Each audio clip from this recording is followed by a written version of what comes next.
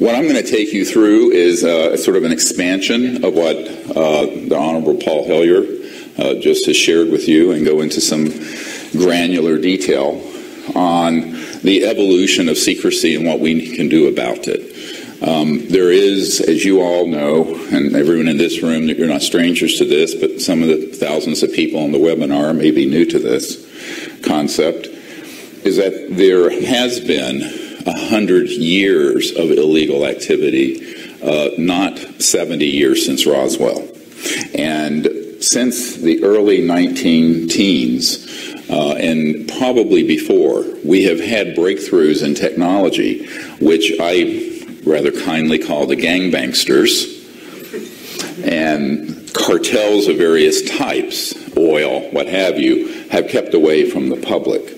Most people don't know that in the 1920s, T. Townsend Brown was doing experiments with high voltage systems where you could have a crystalline structure, and with the correct electronic signal going into it, have that object levitate. Sounds familiar? Like a UFO?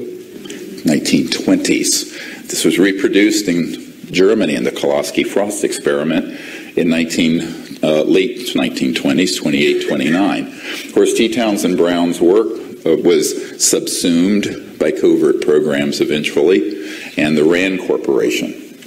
And what we are looking at today is a civilization on Earth that is dying because it has been strangled to death. And we are 100 years of lost evolution and of lost development as a people. And this is our chance to get it back. Now, a lot of people say, why did you do this film unacknowledged? Which, by the way, those of you who contributed to that, it was crowdfunded, raise your hand. Everybody give applause for the... That's how we made it. Okay, so that documentary, which some people go, well, you know, you didn't go far enough in it. I said, this documentary wasn't made for you all. It was made for 7.2 billion people out there who don't know anything about this. Okay? So if you're going to be compassionate, you can't stay in your bubble. You need to go out of your bubble, and you need to reach out to the rest of the world. Now, we're very fortunate that we have a major distributor for that film, The Orchard, and that is now, I think we're 8 weeks on being #1 on iTunes worldwide.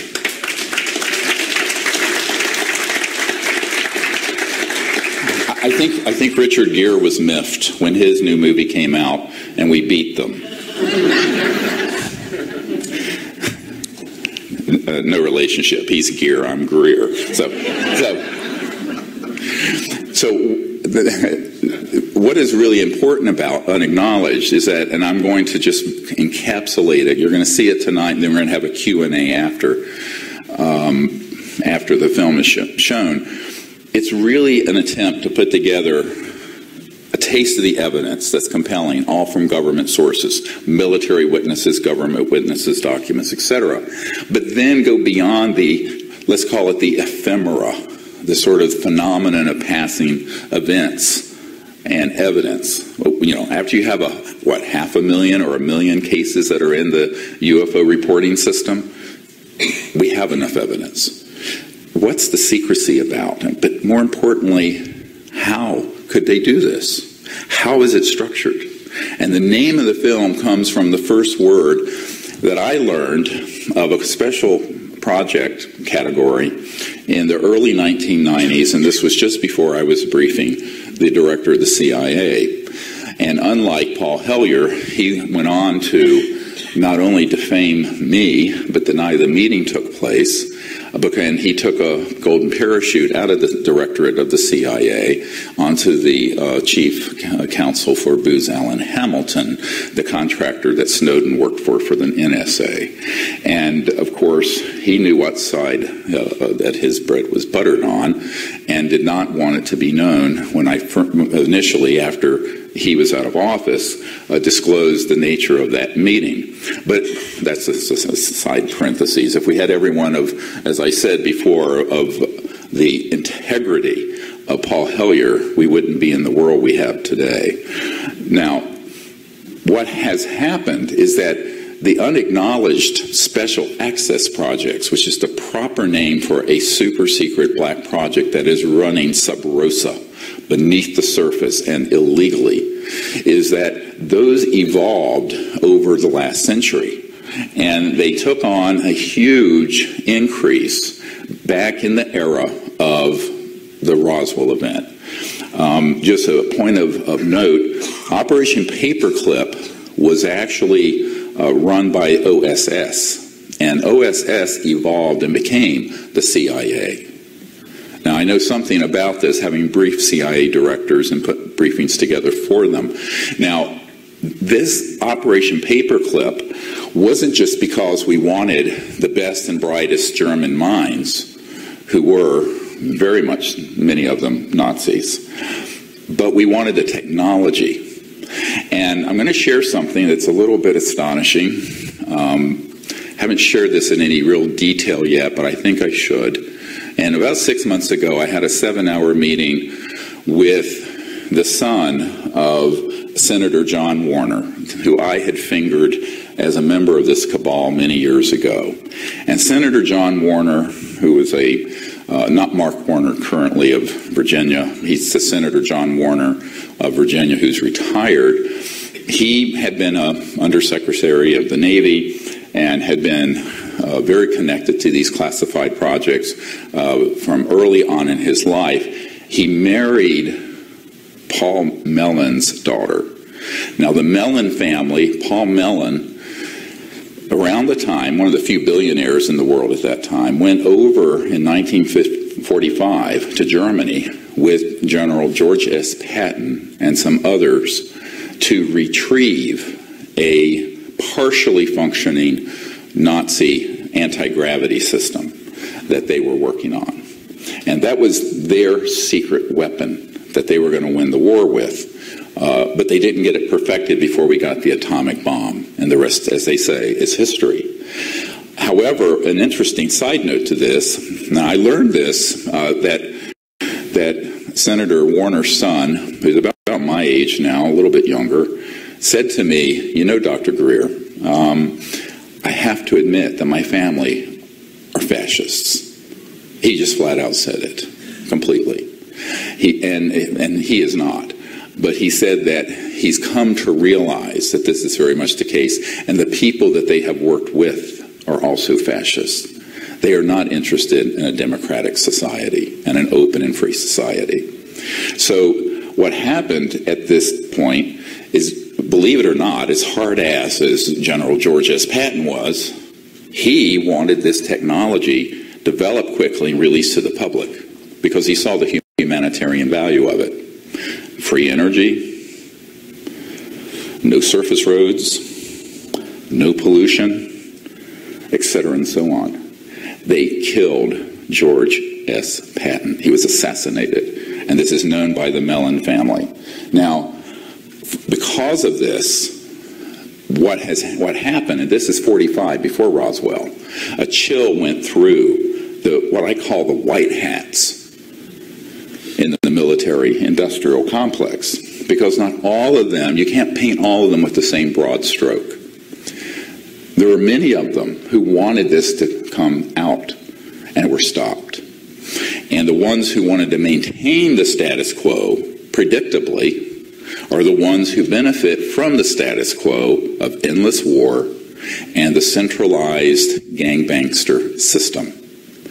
Now, these folks worked hand in glove with large banking cartels and oil cartels. David Rockefeller was mentioned earlier. And yet there were people in those families who were trying to defect. For example, Lawrence Rockefeller, an early supporter of disclosure and the man who set up the briefings for Bill and Hillary Clinton and the materials we put together in the 90s, he was opposed to this secrecy. He wanted to make open, peaceful contact with these civilizations, and he knew we were in trouble. And so Lawrence Rockefeller, however, could only go so far. You know, I recount this story. I'm going to stay way back here. I recount this story of being at the Rockefeller Ranch, and I'm out there, and late at night and he's in his 80s, mid-80s, and he says to me, well, we need someone to head this up. I'm a doctor working full-time in an ER. I mean, we're working, my short shifts were 15 hours, our long ones were 27. And I had 4 little children, and I had, I said, well, this is ridiculous. And I said, Lawrence, you're old and you're rich and you're a Rockefeller. Why don't you do it? He said, oh, no. He said, my family are already jumping up and down on my, I'm going to say what he said, toes, because I'm even hosting this meeting. And I said, well, why is that? He says, they don't want this to come out, the other part of this clan. So this is, people make these simplistic sort of conspiracy. These are the craziest things I've ever seen. You can't be near the podium without hitting. I have to be a robot. I've never seen such things ever. And so what happened in this 7-hour meeting with Senator Warner's son at the Watergate, ironically, where they have a home, or 2 homes joined together, a massive condo complex. And we were talking about this, and I said, well, to what extent has this been known in your family? And did you get confirmation directly? He says, yes. Paul Mellon, as he got older, had a few too many drinks once and spilled the guts, the beans, all of it, to Senator Warner's son, and confirmed that, in fact, we had technologies we'd gotten from the Nazis and had been studying, and that those were actually under development. But along with those technology are the things like this disintegrator weapon that Mr. Hellyer referred to, that are scalar electromagnetic systems. Those are not new. Those were developed in the early part of the 20th century. And those were weaponized so that when these ET craft were checking out what these murderous monkeys, known as humans, were doing near Roswell, they switched it on, bang, 3 of them crashed. 2 were retrieved very quickly. The 3rd one wasn't found until 1951 or 52. So and people think, well, many people in the media have said, well, what would interstellar civilizations not be able to fly in our atmosphere? They were flying in our atmosphere and then were being surprise targeted with scalar or longitudinal electromagnetic weapons that were early iterations of what we have today. And that is why they crashed. And if you look at the FBI memo that's in the film Unacknowledged, you will see, if you read it carefully, from a field officer to J. Edgar Hoover, that it says that apparently the discs crashed near Roswell because of a new, and I love the euphemisms that they use, radar system. All right, it's electromagnetic, bouncing things off of objects is radar. A new radar system they switched on that caused these ET craft to collide into each other and crash. But they were not just normal radar that did this. So we have to look back now of over 70 years, and this is the 70-year anniversary of Roswell, of actions being taken by humans, which, if we don't get this under control, could lead to exactly what we have been warned about. And I want to go through a few clips. Some of these you will see, not all of them, in the film. The first one I want to play is the one that was referenced by Mr. Hellyer, by Eisenhower.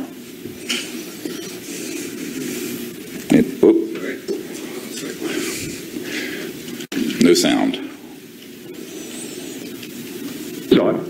By the military, we must guard against the acquisition of unwarranted influence, whether sought or unsought, by the military-industrial complex. And then play the next one. That was in 1961. This is in there on the shadowy government with its own Air Force, its own Navy, its own fundraising mechanism. There you go. And the ability to pursue its own ideas of the national interest, free from all checks and balances, and free from the law itself. That's a U.S. senator saying that, not a conspiracy theorist at a UFO conference. So, and then I want to play the next one, which is, put up the next quote from Admiral Roscoe Hillenkoetter, the first director of the CIA. It is time for the truth to be brought out.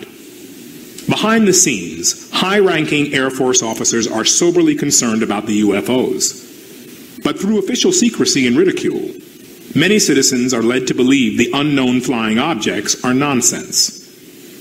I urge immediate congressional action to reduce the dangers from secrecy about unidentified flying objects. CIA Director, Vice Admiral Roscoe Hillenkoetter. Make note, that was the first CIA director at the time of Roswell. The CIA was formed within weeks of the Roswell event.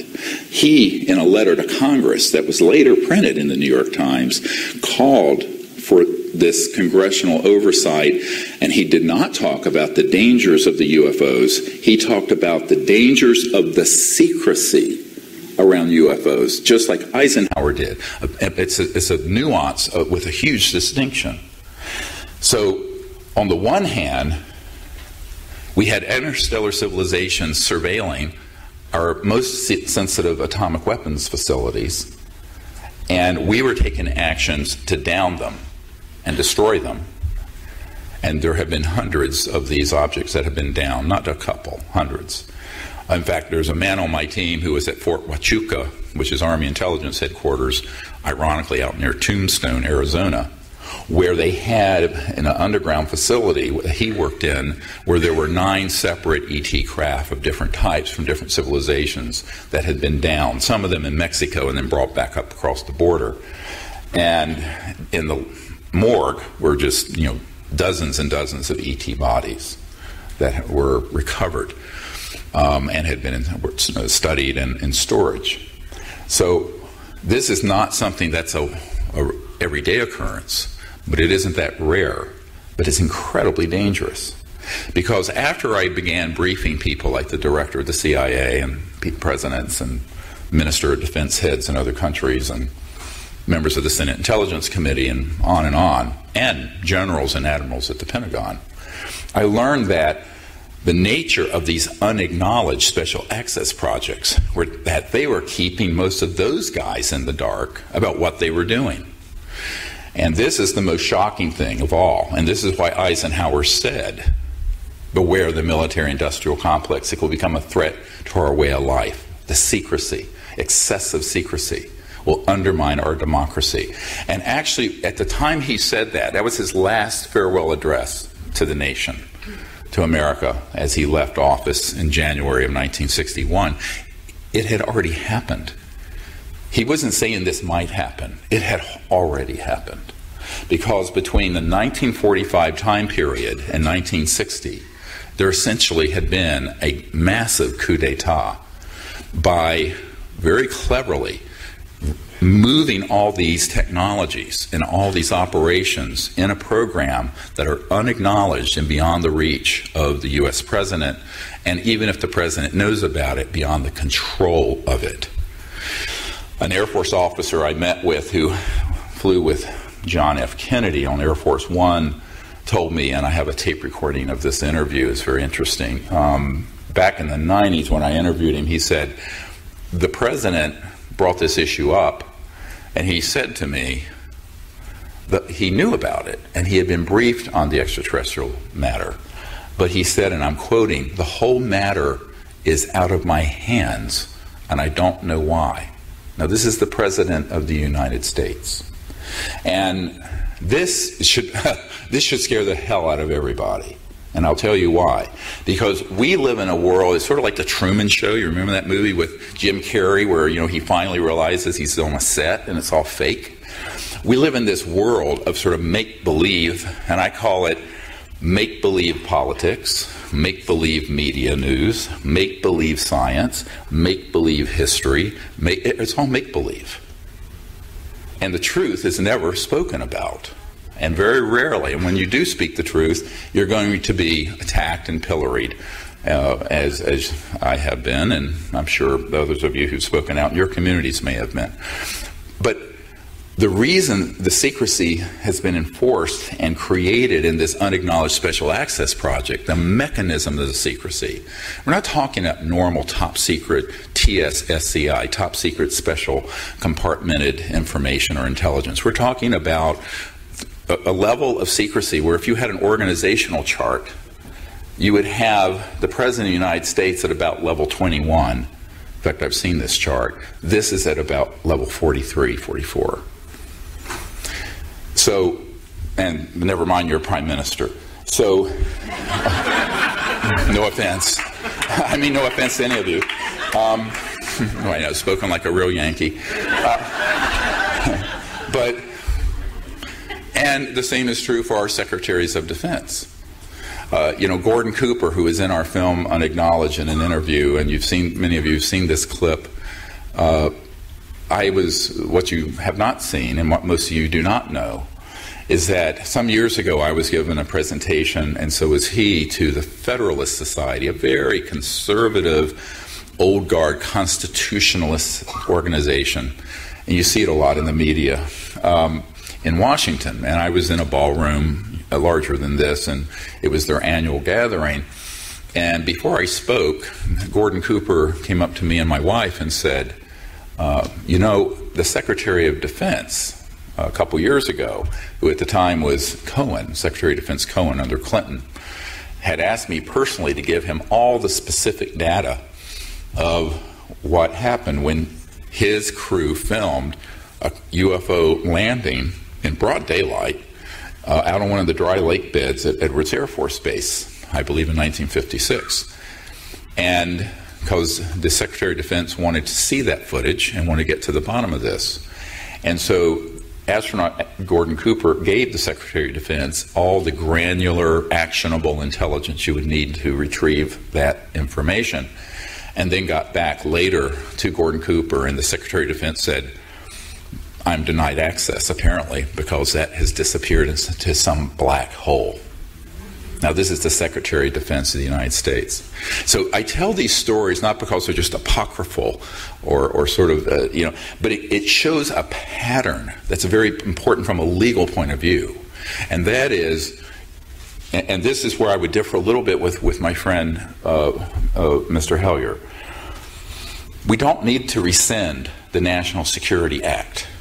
What we need to do is to violate illegal projects that are using the National Security Act illegally. Let me go through that again. Get your mind around this. If an operation is illegal and is lying to the President and to Congress, or to your Parliament and your Prime Minister, or your Minister of Defense, because as Minister of Defense said, he wasn't read into the projects that I know are going on in Canada today, and at the time he was MOD head.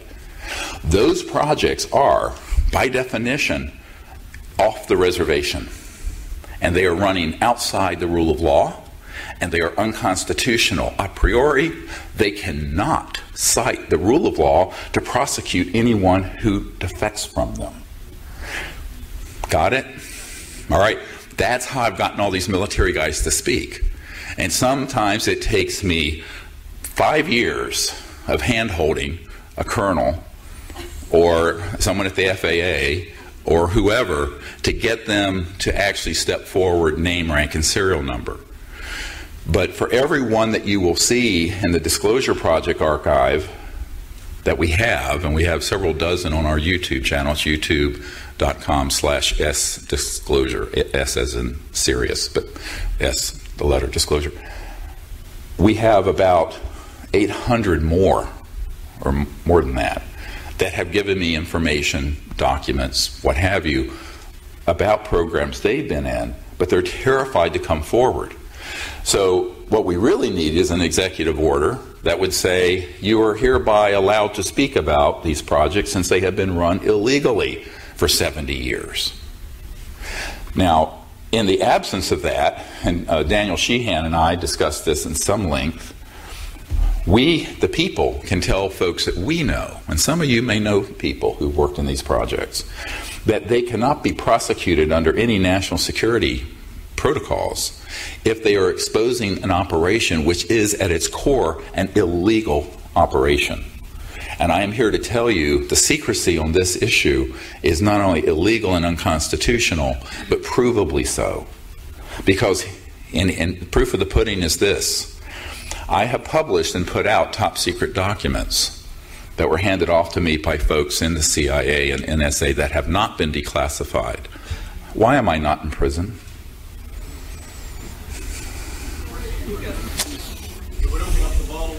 Yes, because I had an FBI guy threaten me once, and I said, make my day. Put the bracelets on. My first call isn't going to be to a shyster. It's going to be to people I know in the media, and you will have confirmed the legitimacy of the document, and we will contest it, and then we're going to hit former President Bill Clinton with a subpoena.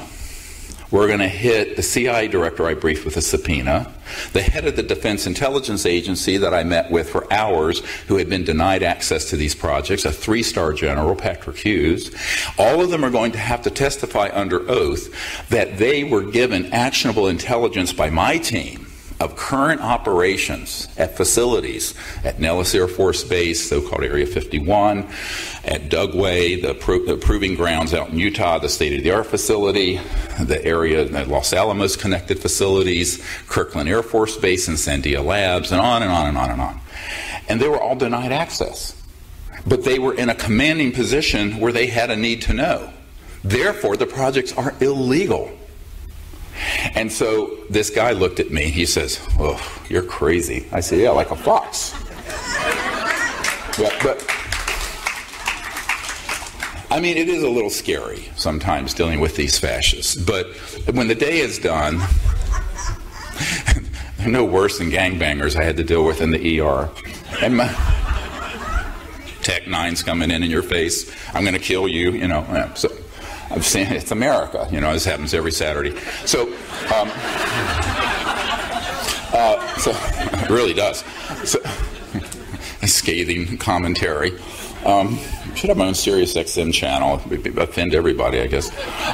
But what has happened over the course of these 70 years is that the entrenched powers have become more entrenched. And this has caused us to have be in a time right now where a lot of people ask me, when is official disclosure going to happen? I said, well, we're doing it. And they go, what do you mean? I said, we're doing it. Well, what do you mean? I said, we're in charge of doing it. And they'll say, well, what the fuck do you mean? And I'll say, you don't get it. The people who are inside that cabal who want this out are asking us to do it. That's why you're not in prison. Got it? But not just me, you, all of us. It has to be people's disclosure. We have to do it. We have to recruit more people to do it. We need more people to defect. We need more people to get this film in the hands of 1 billion people. We need all of that. It's very grassroots. Because when people have tried to step off the reservation of this secrecy too far, they've ended up like Jack Kennedy. They've ended up like Marilyn Monroe, who was killed because she was going to hold a press conference. And that document is in the new book. I apologize, the books aren't here. Our publisher couldn't get them into Canada. So much for free trade. Anyway, don't get me started on that. GM can move billions of dollars across the border. We can't get it across without red tape like you've never seen.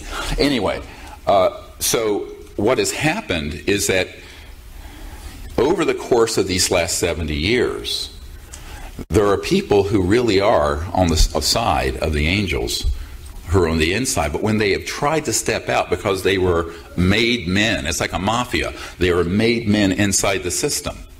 Whereas I'm nobody. I'm a country doctor who has worked in an ER, taking care of shootings and stabbings and heart attacks and strokes and all the fun stuff. And what ended up really causing me to the light bulb went off is that after I spent 1993 until 1998 briefing the who's who in our government, your government, governments around the world, asking them to do it, I realized, A, they didn't have the courage to do it. B, they didn't have access control.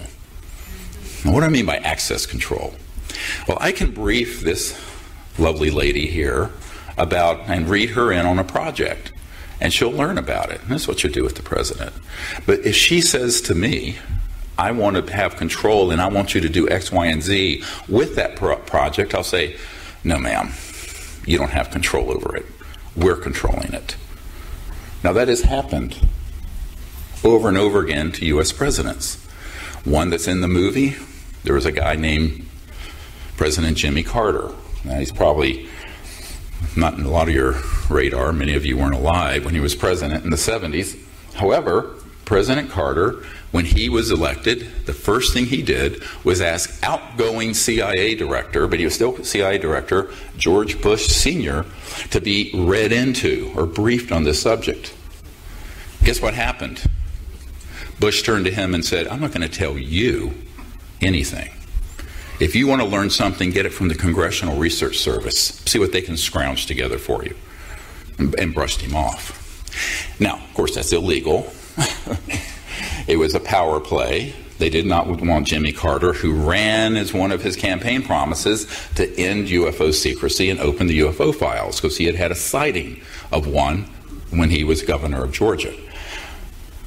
And Carter kept pushing, put together a White House study group. They were going to contract with Stanford Research International, SRI. SRI had some people in the black world approach them from the Pentagon and were threatened with losing all their contracts with the Department of Defense, and they denied to do the project for the U.S. president. That's a true story. Then what happened, he kept pushing, and eventually a couple men came into the private quarters of the White House and said, President Carter, if you would like to complete your first term as president, you will keep your goddamn mouth shut about this issue. Just like that. Now that happened, and we know that happened because I know the Carter people in the Carter family and in the Carter Center. So what you end up with a picture of is, you might know about the issue, you may drill down on it, but it doesn't mean that you're going to have control over these operations. So the command and control system that everyone thinks exists on normal things, intercontinental ballistic missiles, blowing up Iraq, that's in place. The stuff Snowden revealed, that was being overseen by the president and the intelligence community. This is not just a normal black project. These are unacknowledged special access projects and personnel. And the way they operate is that if you're not in the compartment, you speak of it to nobody. And if you do, you are assassinated. Now, one of my advisors for many years during this turbulent time, the whole thing's been turbulent,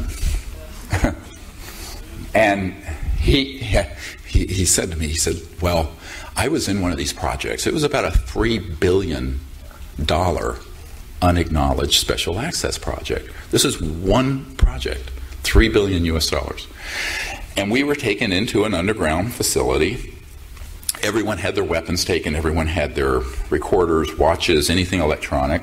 One guy went down with a sidearm and went down, pulled a bullet out of the chamber and said, if any of you speak about the existence of this project to anyone not in this room, in this SCIF, Secure Communication, Intelligence, or Information Facility, this bullet will find you, and you're a dead man walking. Now, this is a very serious naval commander who I know very well, and I've talked to many other men and women who have been in similar positions.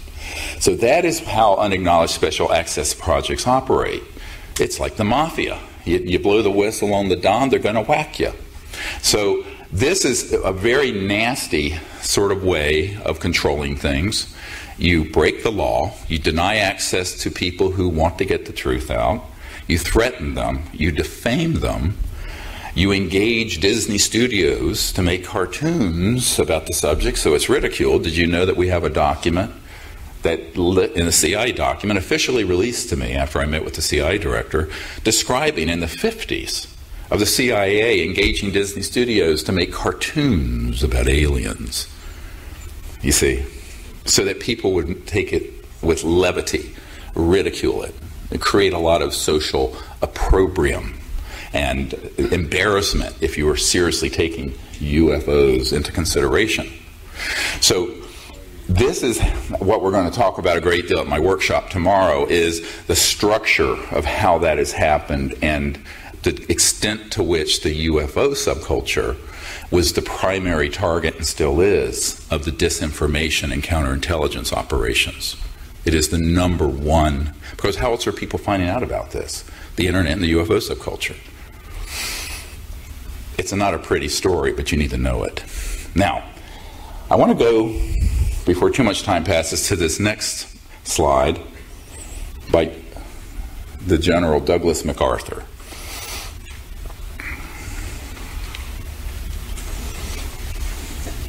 Hello? The nations of the world will have to unite, for the next war will be an interplanetary war. The nations of the earth must someday make a common front against attack by people from other planets. General Douglas MacArthur. That was in 1955.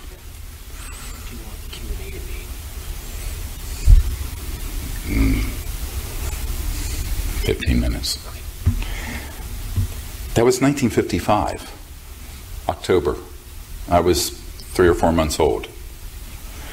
And they already had this plan for a false flag or a false INW threat from outer space that Wernher von Braun later spoke of. And now let's listen to Ronald Reagan at the United Nations. I occasionally think how quickly our differences worldwide would vanish if we were facing an alien threat from outside this world. Yes. The only way we can live together in peace is that if we're at war with someone else.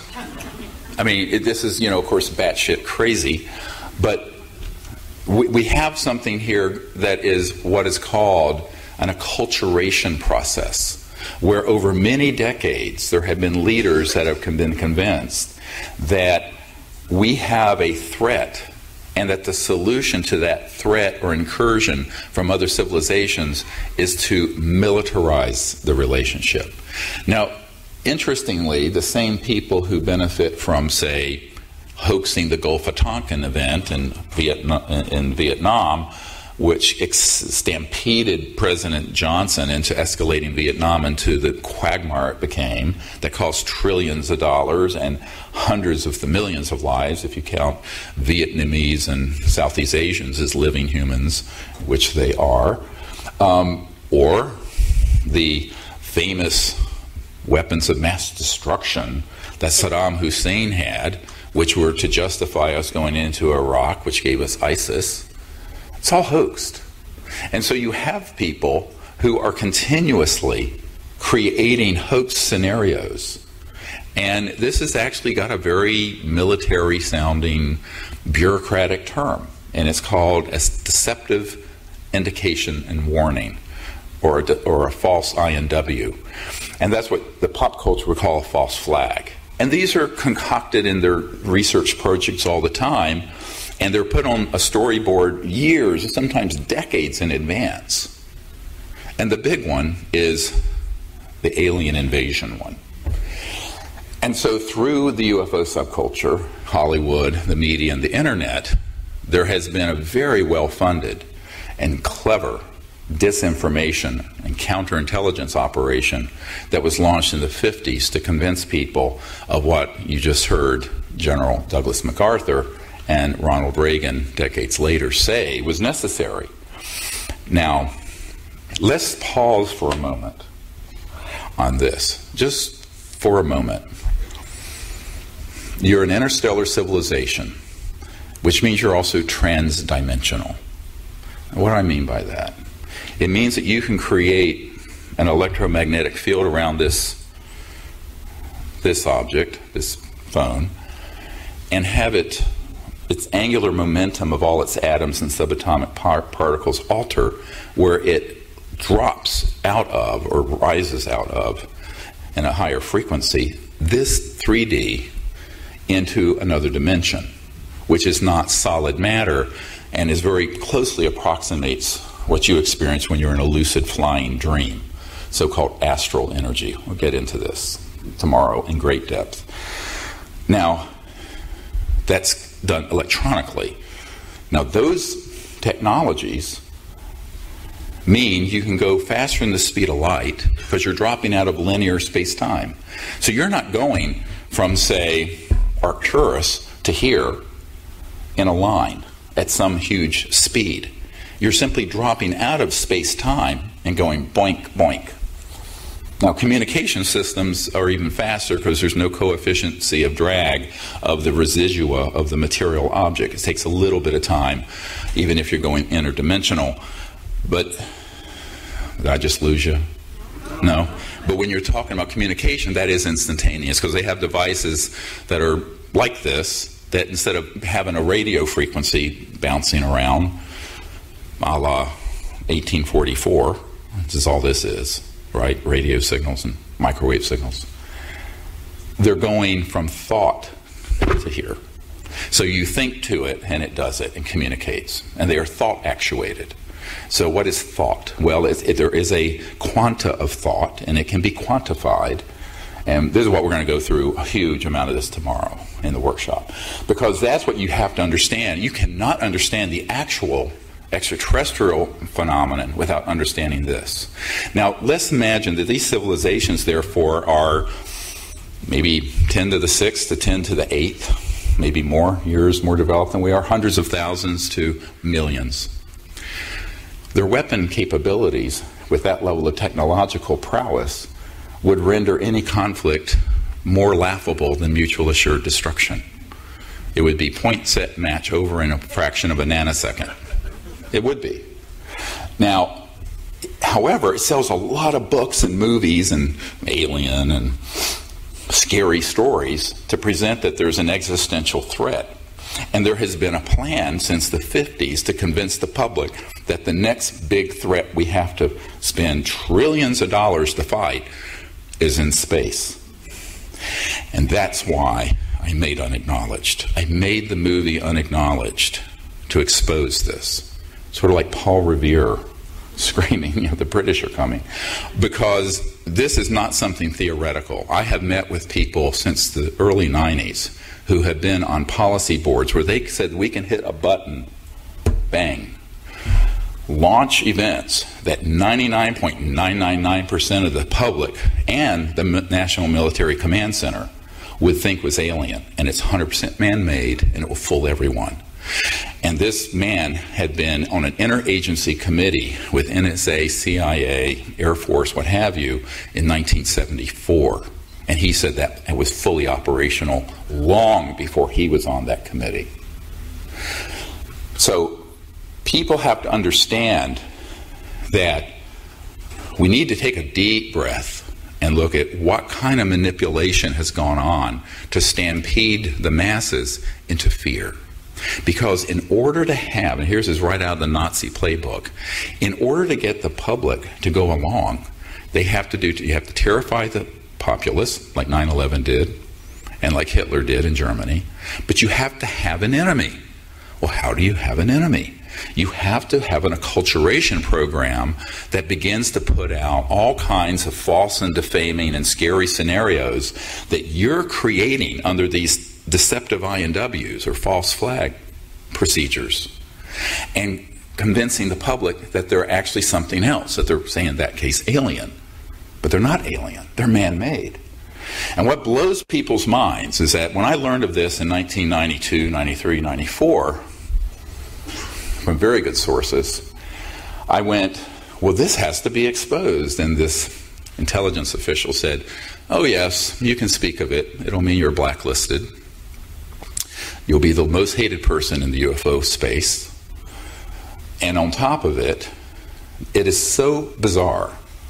The truth is so much more bizarre than the fiction everyone's believing that no one can get their minds around it. They won't believe it. It hides itself. It's hiding itself. To wit, people don't realize that we had fully operational UFOs, man-made anti-gravities, October 1954. That was when we mastered gravity control. a man who worked at the Naval Research Labs and was the highest ranking scientist there, and by the way, that's the largest defense labs, and it's in Washington. I've been in those facilities. And he was on my team for many years. He's since passed away of prostate cancer, so I feel free to speak of this. And Rick Foch was his name. And he said to me, you know, I was in the vault and saw the documentation that in October 1954, we mastered gravity control.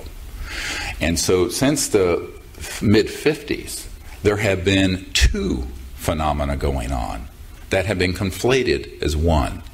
Man-made UFOs that deceive people as being alien. They then began to realize that if they started staging other types of events, they could scare the hell out of people. And they began to develop the ability to stage things like abductions and mutilations.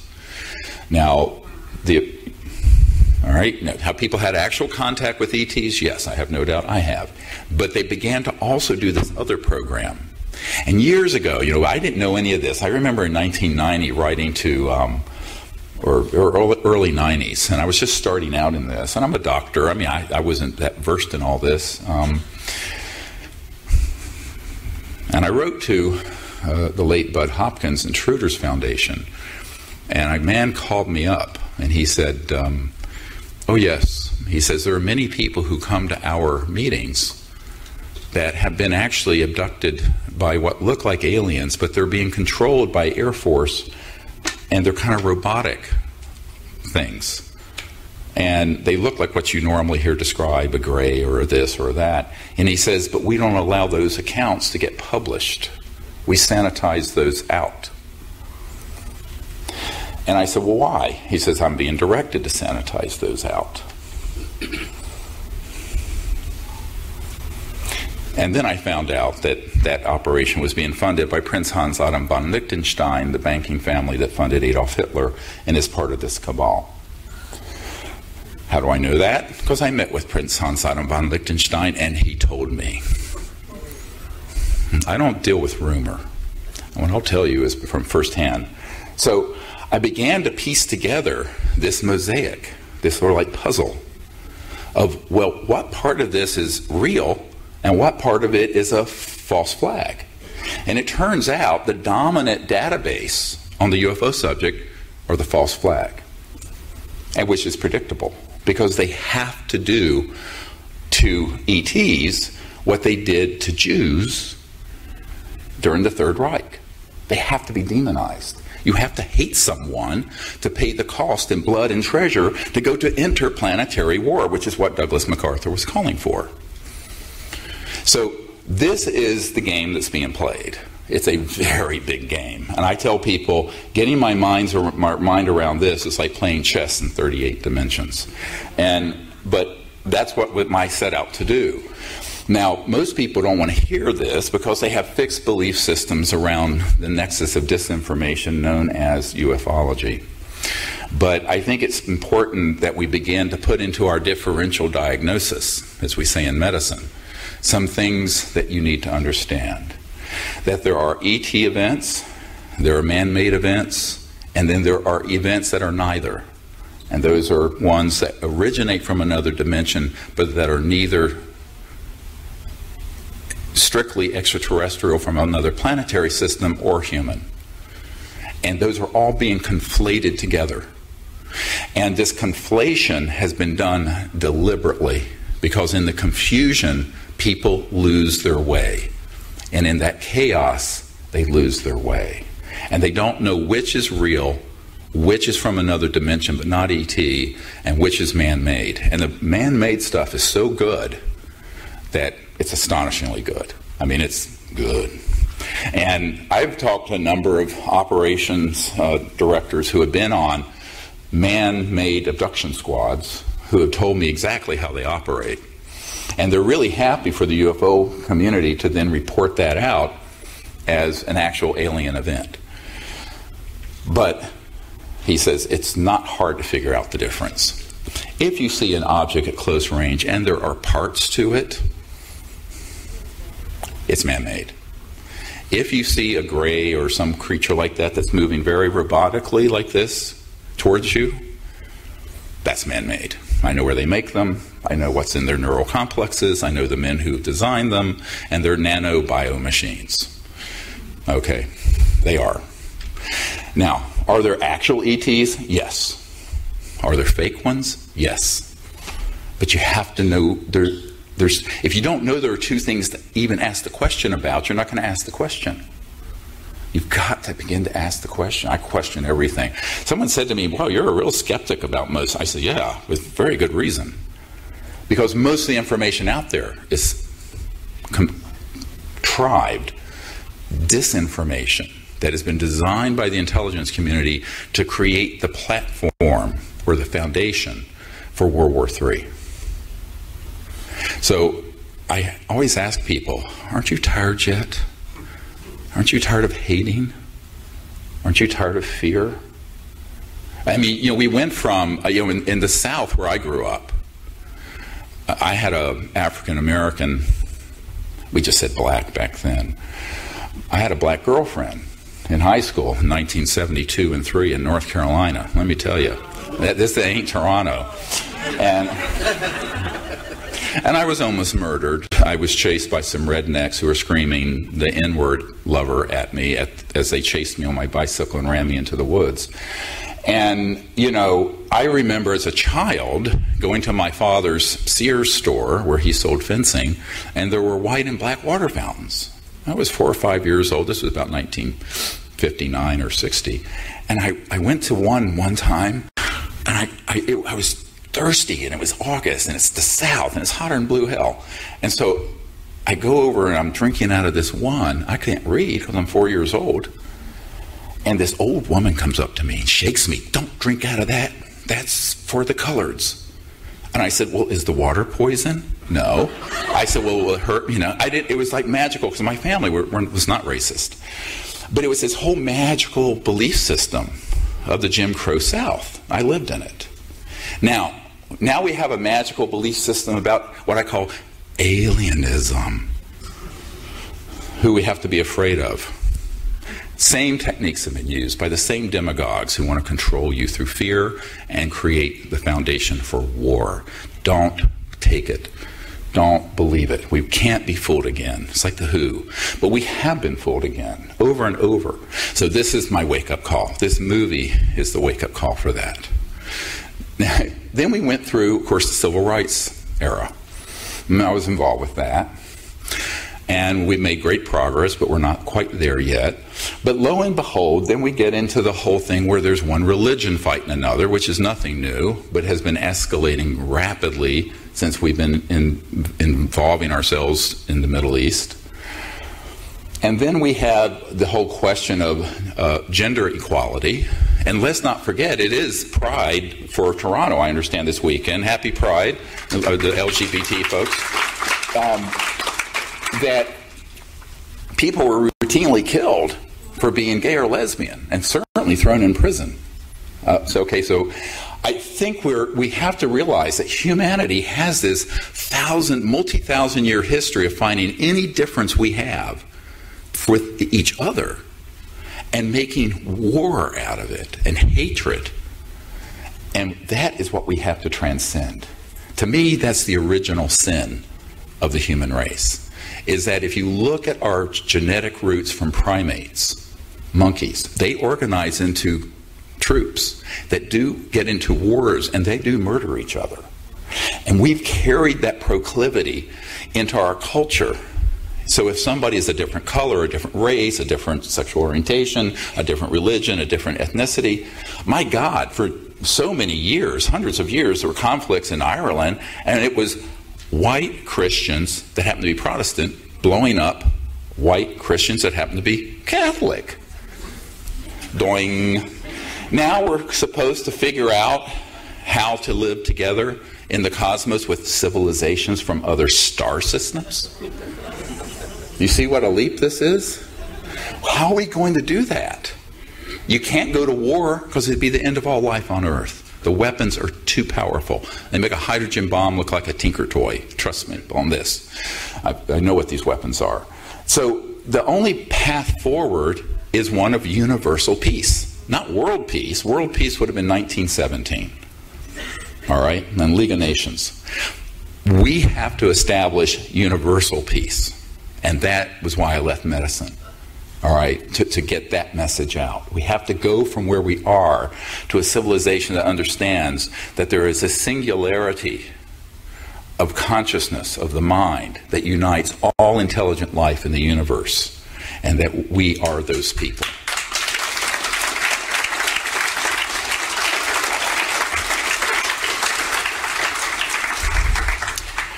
Now, a lot of the problem with this whole issue has been also the extent to which the media has corrupted. And Mr. Hellyer referred to some of it. But I want to play this clip from a counterintelligence. This is a professional disinformation officer. And he's in the movie, unacknowledged, but he comes clean. Listen to this. I got some answers out of him I never thought I'd get. Let's play Officer Doty. Yeah, the high-level producers and directors. Yeah. And how were they paid so that it wasn't? Cash. Yeah, you pay. What you do is you make them sign a form and you tell them, you got to report this to IRS. But whether they do it or not, you're not going to give your form to IRS. I paid. I better not say. Some of them are large. He's talking about paying off the media. Now, when you see his whole interview, which is a bonus feature on iTunes, and also we have a DVD of it from our online SiriusDisclosure.com, SIRIUS Disclosure.com. You get this whole interview. It's like 2 or 3 hours. He's talking about how, as a counterintelligence officer, he would carry bags of cash, not just to local and at Kirkland Air Force Base, but national media, to get their cooperation on this subject. And then we have the astonishing fact that the constitutional attorney, Daniel Sheehan, was involved in a case where he saw a document where there were 42 people who were the editors and people who were national security correspondents at the major North American and European papers that were on the payroll of the CIA. Directly. This is not a conspiracy theory. This is a complete corruption of the Fourth Estate, of the freedom of the press. So thank goodness we have the internet now, but the internet is a non-selective filter. Everything gets put up there. Information, disinformation, nonsense, rubbish, truth, all of it's up there. But the mainstream media routinely kills these stories. And what's interesting, and let's not talk about ancient history, we will in a moment, because that all started back in the 40s with the Roswell event. The last 8 weeks. Since when is a crowdfunded, independent, modest budget documentary gets released and it's #1 on the world's largest platform, iTunes, globally for 2 months, and no major media will do a story about it? That's true. No, it's not. They have Bigelow, who's been working with the cabal on 60 Minutes. At the same time, this is on #1. So what you find is that the corruption is ongoing in the media. And the only way we're going to get around it is with the freedoms of the internet, but also word of mouth, all of us, to everyone we know. I want to play this next clip from Carol Rosin, who was referenced by Paul Hellyer. She's a very dear friend, and she had been Wernher von Braun's spokesperson for the last few years of his life. Listen to this carefully.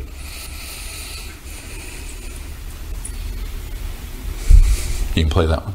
When von Braun was dying in front of me, the very first day that I met him, he had tubes draining out of his side.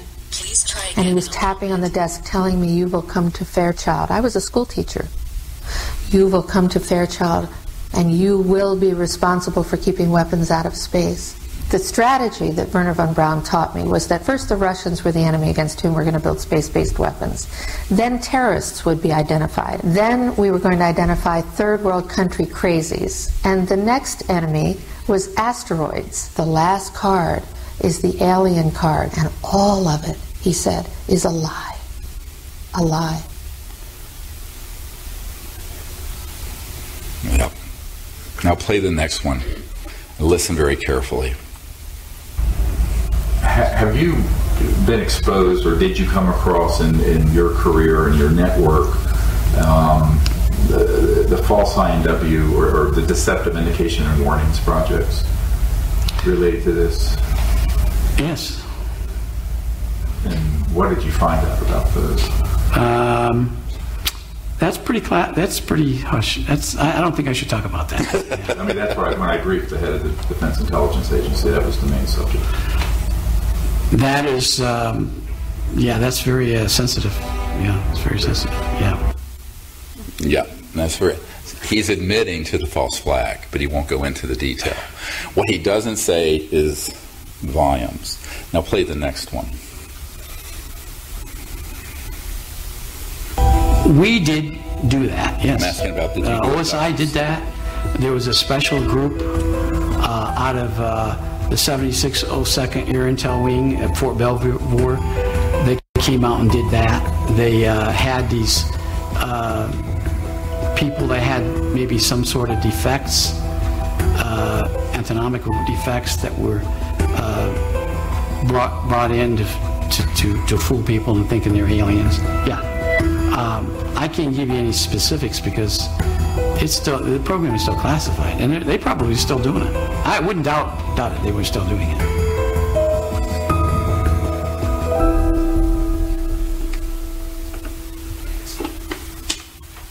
Okay, I think this is a bleed over from another clip. The key point was I was asking him about staging alien abductions. We did not go into mutilations, and I basically asked him, are you aware of this? If you look at his whole interview, and in the book Unacknowledged, the whole transcript is in there. The book has about 10 times more information than the film.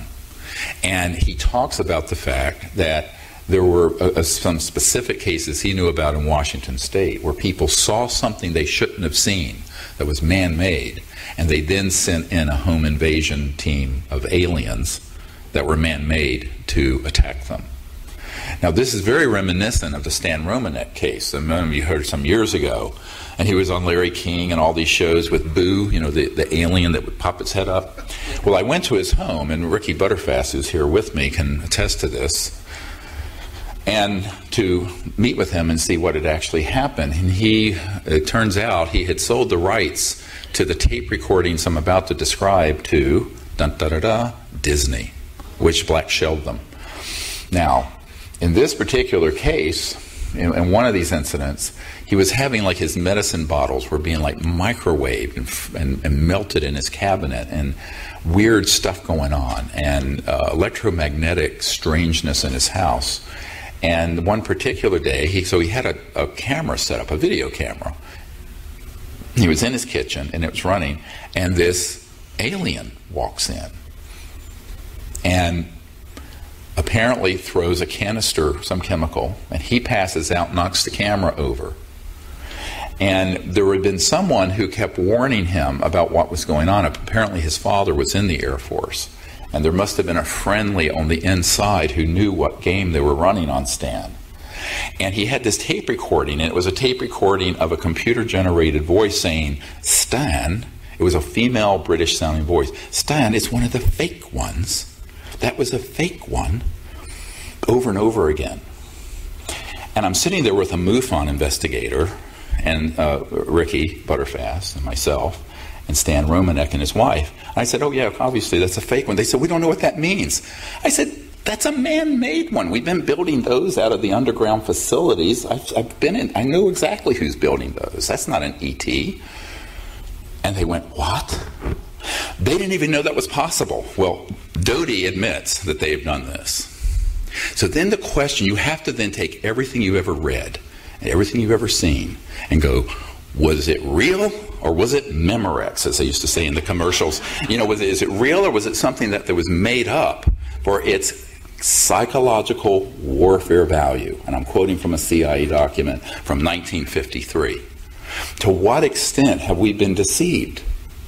And so I think this is why we have to be brutally honest with ourselves. And I have had contact with ETs, and I have also been targeted with what he's describing. Both. And I know the difference.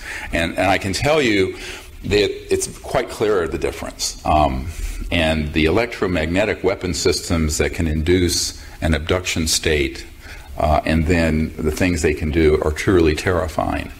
And the same thing with the mutilations. You know, Dr. John Altshuler, who was a hematologist, pathologist in Denver, who was the original Snippy the horse investigator back in the late 60s in Colorado, is a very good friend of mine. And he concluded that those were 100% being done by paramilitary human groups made to look alien because they would frighten people, but they were also getting raw materials for their program life form labs that were in underground bases out there. And they were getting cell types and cells with high mitotic indices and things of that sort, and the tongue and the rectum and the genitals and what have you, because they reproduce quickly. But they would masquerade it as a UFO doing it. And he figured that out long ago. And then all of a sudden in the UFO subculture, an alien harvest. Well, no. Actually, it's a paramilitary harvest. And we know exactly what they're doing with these body parts, and we know why they're doing it. And they're very happy for people to think it was ET. That's how counterintelligence works. So if you want to study this issue, you cannot leave out, you can't just take anything at its face value. You have to question what part of it is real, what part of it is hoaxed, and why would they want people to think that there's a threat? What Reagan said, what General MacArthur said. Because, let's get back and follow on with what Paul Hellyer was sharing. How do you justify trillions of dollars in expenditures unless you have a bigger and more powerful enemy? You know, Leon Panetta, the CIA director for Obama for a period, and I provided a briefing to him, and you know, he said publicly, we're spending $110 billion a year chasing about 70 Al-Qaeda people in Afghanistan. He literally admitted 70. So in order for Halliburton to get their $150 a gallon for a jug of water no-bid contracts, you've got to have this war going on. Cheney's old company, Halliburton. So this is all contrived, but the big one's coming. You ain't seen nothing yet, friends. If you think Vietnam was a disaster, or the Iraq War and ISIS and Afghanistan's a disaster, you just stay asleep and let this other one come rolling out over the public. So we have got to wake up and realize when we're being played and when we're being deceived and say, no, we're going to opt for universal peace. And we're going to opt for a new civilization. Free energy, peaceful contact with these civilizations, the ending of these cabals, and the ending of the stranglehold that the gangbangsters have on this planet. By the way, the reason the secrecy is so entrenched, if you acknowledge that a UFO is real, man-made or ET, the first question is going to be, how is it operating? When that's asked, it will be answered, because we have the answers. When that's answered, it's goodbye oil, petrodollar, your public utilities, hydropower, solar, nuclear power, internal combustion engines in your car, jet engines, rockets, all of it, bang. Obsolete. And we're talking hundreds of trillions of dollars in commodities that are traded on the Chicago Board of Trade, just in the commodities futures derivatives. That would be obsolete. You wouldn't need coal, you don't need oil. So you can't have this subject come out without it also bringing out the sciences and technologies behind it, which is why they're desperate to keep it secret and to scare people with it and create all kinds of false flag things. And people say, when is the false flag event going to happen? I said, it happened. It's been happening since the 50s. We're 60 years into a false flag operation. But no one's looking at it properly. So I want you to readjust your thinking about that. I want to play one more clip. It's a bit of a long one to give you an idea to what links they will go to This is about the Cash Landrum case in Houston, where all these people were virtually killed and radiated by the crash of a man-made UFO. I don't know. Did you ever meet an Air Force pilot who piloted them? Only the Cash Landrum. I actually interviewed him. There were 4 of them. I mean, there was two pilots. There was a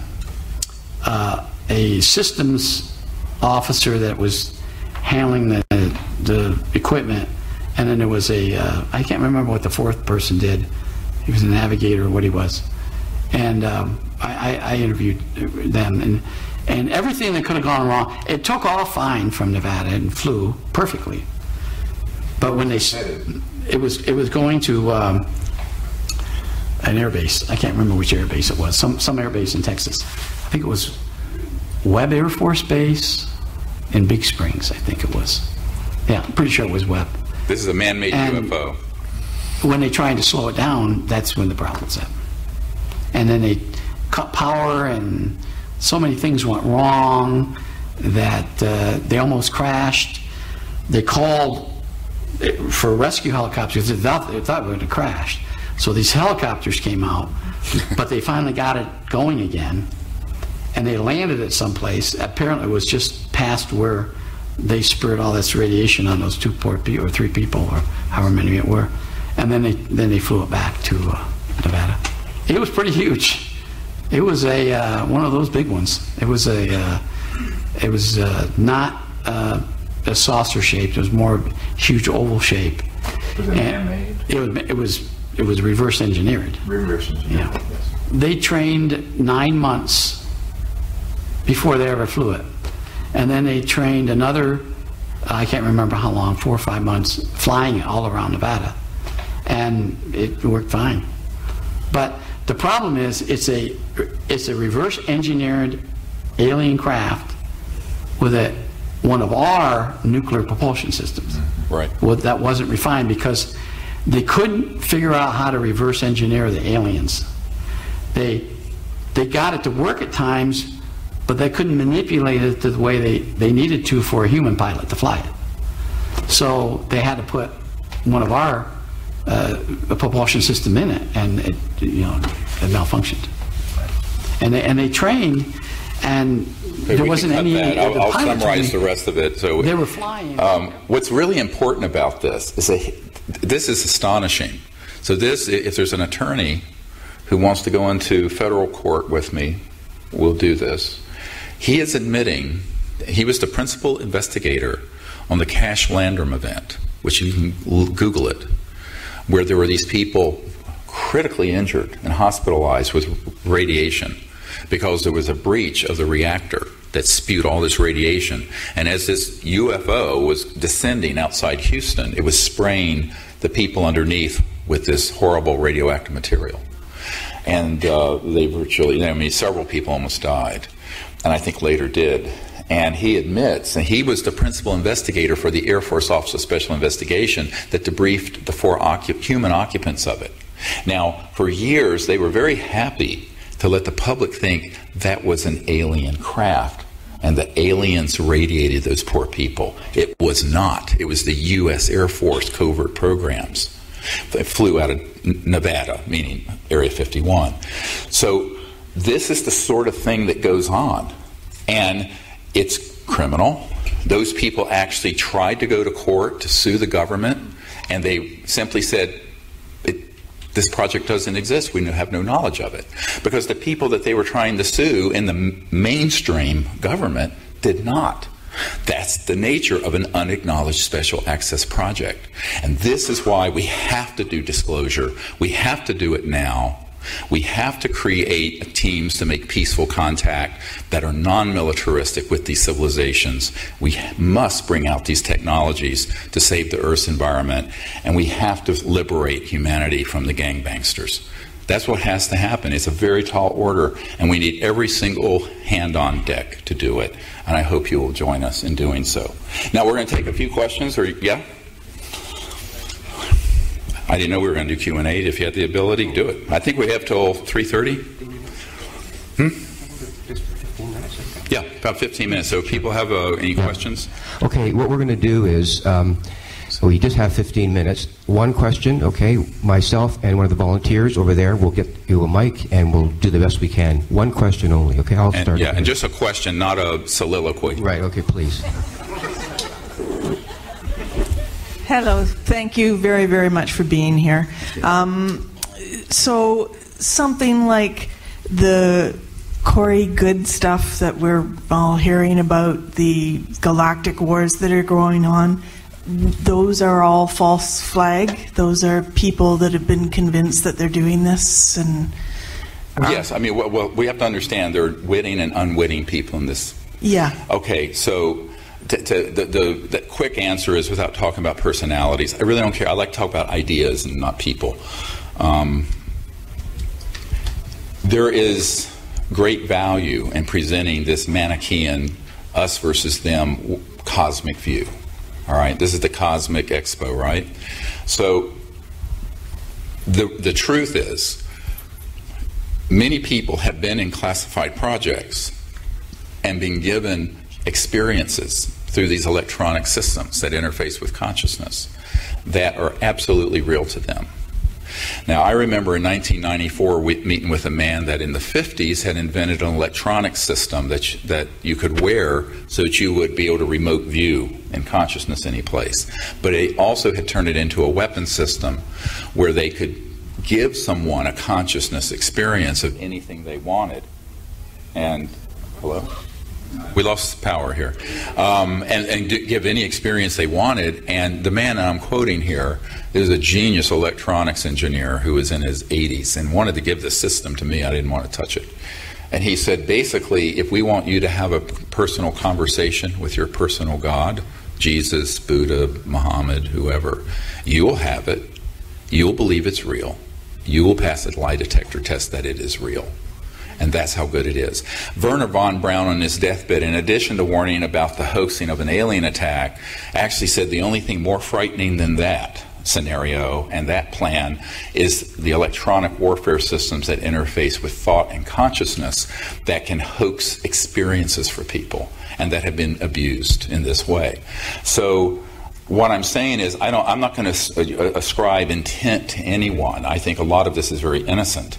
But I can say that there are people who are either witting or unwittingly purveyors of a narrative of conflict which is simply not there and for which there's not a scintilla of objective evidence. The other point is that one of the problems is and I know I'm going to sound boring here, nobody knows science. So, you know, my uncle was Grumman, Northrop Grumman, designed the lunar module. I mean, we're a science family, and I go, yeah, but people don't even understand how this thing works. They just want to know they can push a button and make something happen. But when you start talking about interstellar and intergalactic technologies, the idea that there would be wars, I mean, it's great for Star Wars, and it's great for George Lucas. He's made billions and billions of dollars on it. But the truth is, if you weaponize technologies that are 1 million years more advanced than our hydrogen bombs, you're going to detonate that sucker once on each side and everyone's gone. Your planet is turned into a pink mist floating through the cosmos. So the idea that there's going to be this sort of like cowboys and Indians doing this business, it's only because people don't understand what the science and technologies are behind transdimensional interstellar travel. And so, you know, it makes for a sexy narrative. It is great because it can scare the hell out of people. Makes no sense. Any more than mutual assured destruction makes any sense. Like Paul was talking about people in the Pentagon, let's get into a thermonuclear war with Russia. Well, the thousands of thermonuclear weapons that are thousands of times more powerful than Hiroshima, you're not going to survive that. The whole planet wouldn't. So, and those are technologies from the 40s and 50s. We're talking about technologies that are hundreds of thousands or millions of years more developed. So I think we have to look at how does life evolve in the universe? And we're going to talk about this a lot tomorrow in the workshop that I'm going to do here from 3 until 7, is that there is a morphogenic field propagation, but there's a selective process. That if you reach a certain point and you don't make it to what Michikaku calls a level 1 civilization that's peaceful and living in harmony with its environment, and not destroying its planet, you don't make it any further. So we're a level 0 civilization. To get to a level 1, which is the minimum we have to get to survive this current period of time, we have to become peaceful on Earth and peaceful in space, and we have to bring out the technologies, and we have to end the era of endless war. It's required. And other civilizations have come this way before us, and if they don't get that right, they terminate. They destroy themselves. So this is what I call the selection of non-hostility in interstellar civilizations that is built into the system of the speed of light barrier. Because if you go beyond the speed of light and you still have this consciousness of violence, you're not going to survive very long because of the nature of that kind of technology being weaponized. There's a question on the other side there, yes. I think. Hi, Stephen, and thank you so much for this presentation. Sort of a dual question. What is the difference between, or how do you tell the difference between a man-made alien and a real alien, and a man-made craft and a real craft? Good question. Sometimes you can't, because the man-made ones have gotten very good, but at a close proximity, if you can see superstructure, meaning the airform, the ET objects are seamless, and they have no visible parts. The man-made ones do have visible parts, like if you look at a Boeing, you'll see where the rivets are, and you'll see, and they are made, and I'll get into this tomorrow about what transdimensional manufacturing is, how you create a kind of an infra-ultrasonic energy field that's in this dimension just beyond linear space-time and materialize objects in totality out of not digging up ore and digging up metal and cobbling it together, but materializing it. Okay, and that's how they're craft, and that's also how they're suits. So I'll give you another example. The actual experience, because I head up, we have tens of thousands of people now going all over the world doing close encounters of the fifth kind, making contact.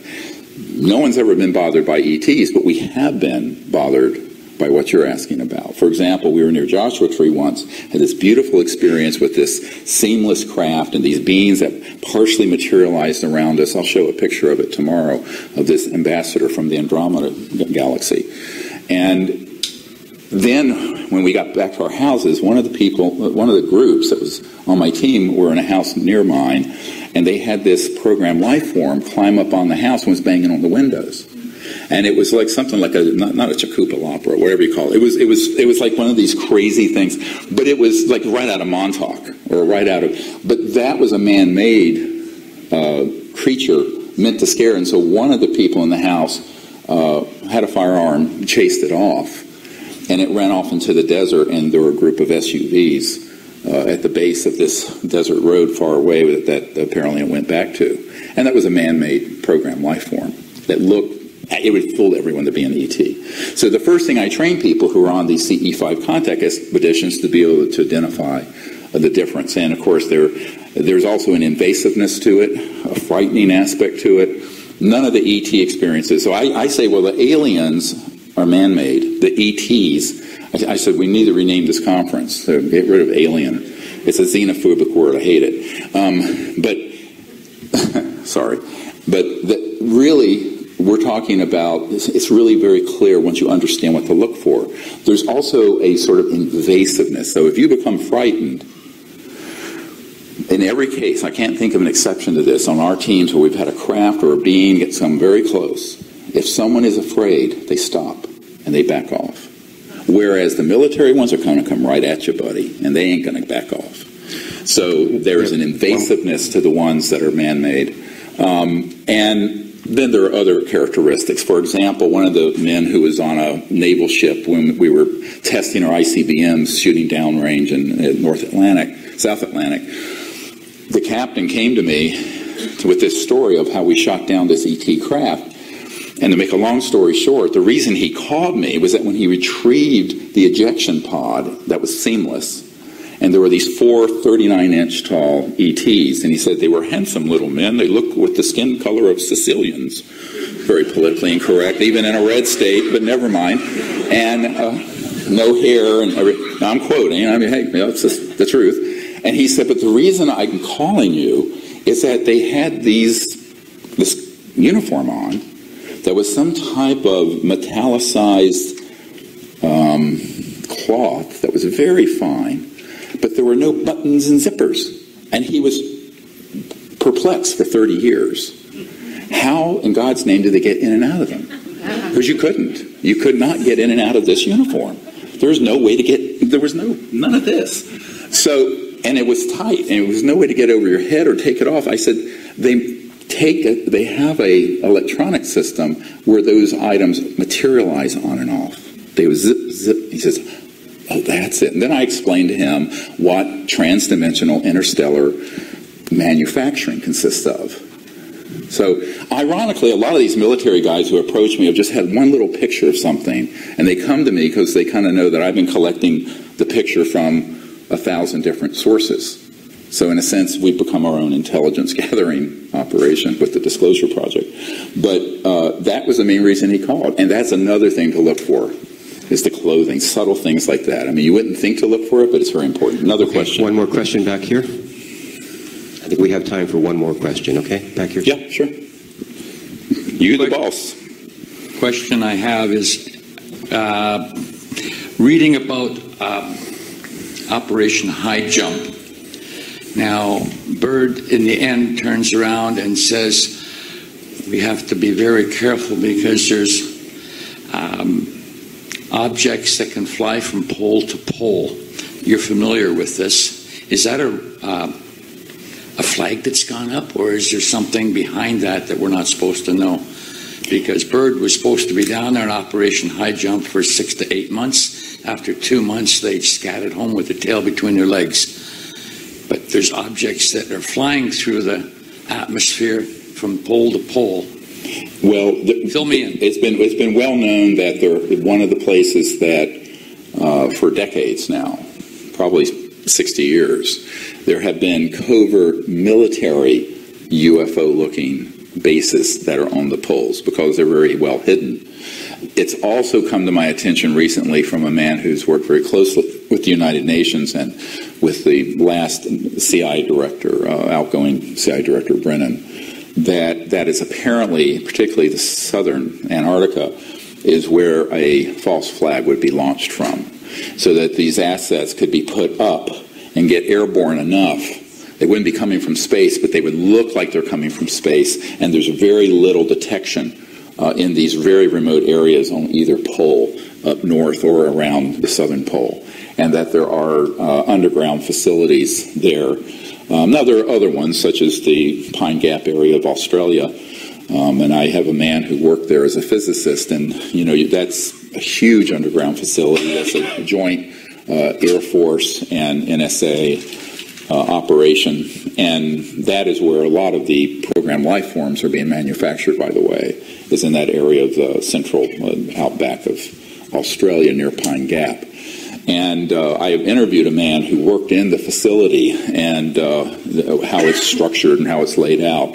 And interestingly, with this Air Force intelligence officer, Doty, he describes both the man-made research and development sections of Area 51, but also describes in detail the areas that are dealing with the true ET craft, and the two have no connection to each other. They're very compartmentalized, but he had access to both.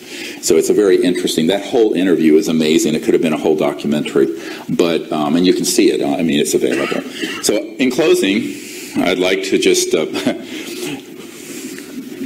thank all of you for coming and for your support for Unacknowledged. I hope to see you tonight. We'll have more Q&A time after the film. We'll have an hour of it. And I want you to just leave with this one thought. Don't look to your governments to fix this. Look to yourselves and your neighbors. Look to what you can do. Because the Disclosure Project, I founded the Global Disclosure Movement after I had exhausted every single possibility going through the government that you and I know about. So I have not a lot of confidence in the governments as they currently exist because they are wholly owned assets of the cabal. I have a great deal of faith in the average man and woman on earth to learn about this and do the right thing and come together. And if we do that, we can create an entirely new civilization on earth that will go on for hundreds of thousands of years in peace and abundance. So we're going to do some Q&A here. That's something I've never done with the premiere. And I may sit for a while because I've been standing all day doing things. If you can't see me, I'll stand back up because it's a low chair, I guess. Oh, forget it. I'm fat. I weigh 238 pounds. Don't worry, I'll stand. I can do it. So, so what I need is one of my people to pick the questions they like and just sort of read them. You can read them to me. And then I'll... we do this just so people don't hijack the microphone and go into a 20-minute soliloquy. You know how that happens?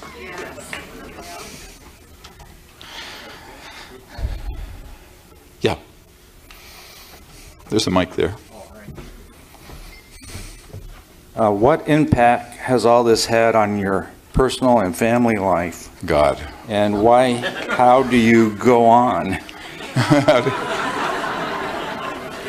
No, it's a really, really good question. I sort of intuited that might be a first question. It's been difficult. You know, I have 4 kids and 8 grandchildren. And I know, and you know, I'm thinking when my grandchildren, the age they are now, or the ages of my children when I started this project. So I've seen a generation. And, you know, this was 27 years ago that we started this effort. And it's been quite a journey and a long way out of the ER. I mean, it's had a terrible impact on my personal life from the point of view of, you know, I've had to give up my medical career, suffer the social opprobrium and ridicule that goes along with this subject, death threats, close friends assassinated, you know, all that. I think for the family, the hardest thing is losing the father doing something conventionally respectable. Okay, emergency doctor, like, you know, you're saving lives every day, right? And then doing something that's associated with the lunatic fringe of lunatic fringes. So, now I'm being honest. So, very difficult, actually. So, I think that while they're very supportive, it's been a huge sacrifice. Plus, you know, we were not able to do the things we could have done. I had to give up around $12 million in income as a doctor doing this. So the short answer is it's been devastating. But the longer answer in terms of what has kept me in the process is knowing that really if we don't resolve some of these fundamental issues, the rest of it isn't going to matter. And so psychologically, I'll say, well, my patient now is Gaia and her 7 billion children. So that's kind of how I think.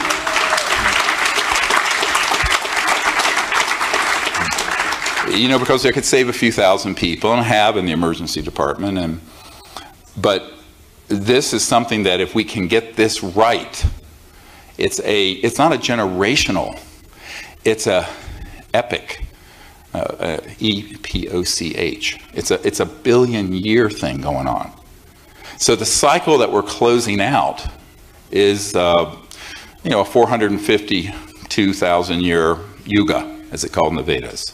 The cycle we're opening is a 500,000-year cycle, and we're in the turmoil, the cyclone of the closing of the one and the opening of the other. Most of you know this, right? So we have to get this right, because at this fulcrum, this tipping point, we have to get on the Hopi prophecy line that goes on forever and not the termination line. Right now our civilization is on the termination line, if you know what the Hopi rock is, the prophecy rock. Where if we stay on the course we're on, our civilization will terminate. If we get off that line and hop quantumly, like an electron shell, bink, bink, onto the line that goes on and on and on, we'll enter an era of universal peace, global enlightenment, interstellar travel, abundance and free energy, et cetera, and so on and so forth. Now, this has all been forestalled for 100 years. And so what I do pretty much every day is to get up and put one foot in front of the other, which is hard, you know. Thank you. Next question. Dr. Greer, how do you think the disclosure of zero-point energy technology can occur, and how can interference from big oil and other corrupt entities be avoided? Well, you can't avoid the corruption of the cabal, all right, as Paul Hellyer was talking about. They're omnipresent. However, this is, again, I mentioned this in my talk, it's like playing chess in 38 dimensions. You have to think, what is their strength? Their strength is secrecy and corruption. If you go to the National Reconnaissance Office headquarters, it says over the entrance, "We own the night." That is their motto. They run all the top secret satellites for the U.S. And I say, we own the light. So, and I've said that to NRO people. And I said that our effort is to disclose and put into the daylight things that they wish to keep secret. Now, you don't do that by stirring around the secrecy, to wit. You cannot have a device that is 0 point or cold fusion or any of it and do it through the conventional venture capital, secrecy, and patent route. Because the system owns that pathway and they will intercept it. And the proof of it is they have done so for 100 years. This is not speculation. You cannot do it in a way that is any other way but massive, open source and open disclosure. So what I have come up with in the last year or so, and this is 26 years of very hard knocks, and it's cost us about almost $1 million in fraudulent new energy devices and devices that were real that got intercepted and people who've been assassinated, and it goes on and on and on. We could spend all night. I couldn't begin to exhaust the drama. The point I'm making is there's one pathway out of this morass, and that is you either have someone who has something operational and we take it forward, massively disclose it, and make it open source. You bypass the patent office, you bypass the IP, intellectual property. But you also, if someone said, here's $100 million, 50 to 60 of it has to go into basically public education and disclosing the device, or you're dead. So the new energy Earth incubator is what I'm calling this. Like Google has an incubator where they research things, and Facebook has an incubator fund. We need a new energy Earth incubator that will bring these technologies forward for the benefit of all of humanity without intellectual property, without secrecy. And if it's being researched in a lab, if something isn't handed off totally functional, which I don't see happening, it might, if you know of one, give me a call, then the lab is live streamed. And every single development, every point that you get on your data point of the correct electromagnetic frequency that opens the Poynting vector into the 0 point field that works in whatever substrate it is, water, crystal, nanocrystalline, metallic, whatever, that information is dumped in real time onto the internet and dispersed to millions of people. You can't put the toothpaste back in the tube. It's the only way it's going to work, because we have tried everything else. For 100 years, people have developed these technologies and they have been intercepted and black shelved. If it's done in any other way, it won't happen. Now, a few years ago, I couldn't have said what I'm about to say, and that is, if there's somebody with an operational system that they put their life's work and savings into, we can make them whole. There are people on my team, so long as we can test it, reproduce it, and they're willing for it to go open source. Open source means no holdback, it's provided to the public, no intellectual property secrecy. Then I'm not going to talk about individuals, but between me and almost every billionaire on the planet who's friendly to this, there are no steps in between those now. So we can do this. Now the question is, why don't those people just put up the funds for a lab? Because those people don't want to risk at the front end, before something's already built, getting embarrassed. They want to do something after it's already proven, so they're not embarrassed. I'm not going to name names, but you can imagine who these folks would be. So, and they're friendly to this concept, but I can't move them into, so if somebody has something operational, that's what we would do. If they don't have something operational, all of you guys need to find folks who are going to provide the funding for a research and development lab that's open source. The problem with venture capital is that vulture capital, I call it. Vulture capital always wants to try to monetize things in the first order. In other words, at the initial part, it's not basic R&D. They want to monetize it and make it a profit center right away. What we have to understand is that we're trying to create, is there a light flashing or am I hallucinating? Yeah, okay, somebody maybe can just alter those. So someone has a seizure and I have to resuscitate them.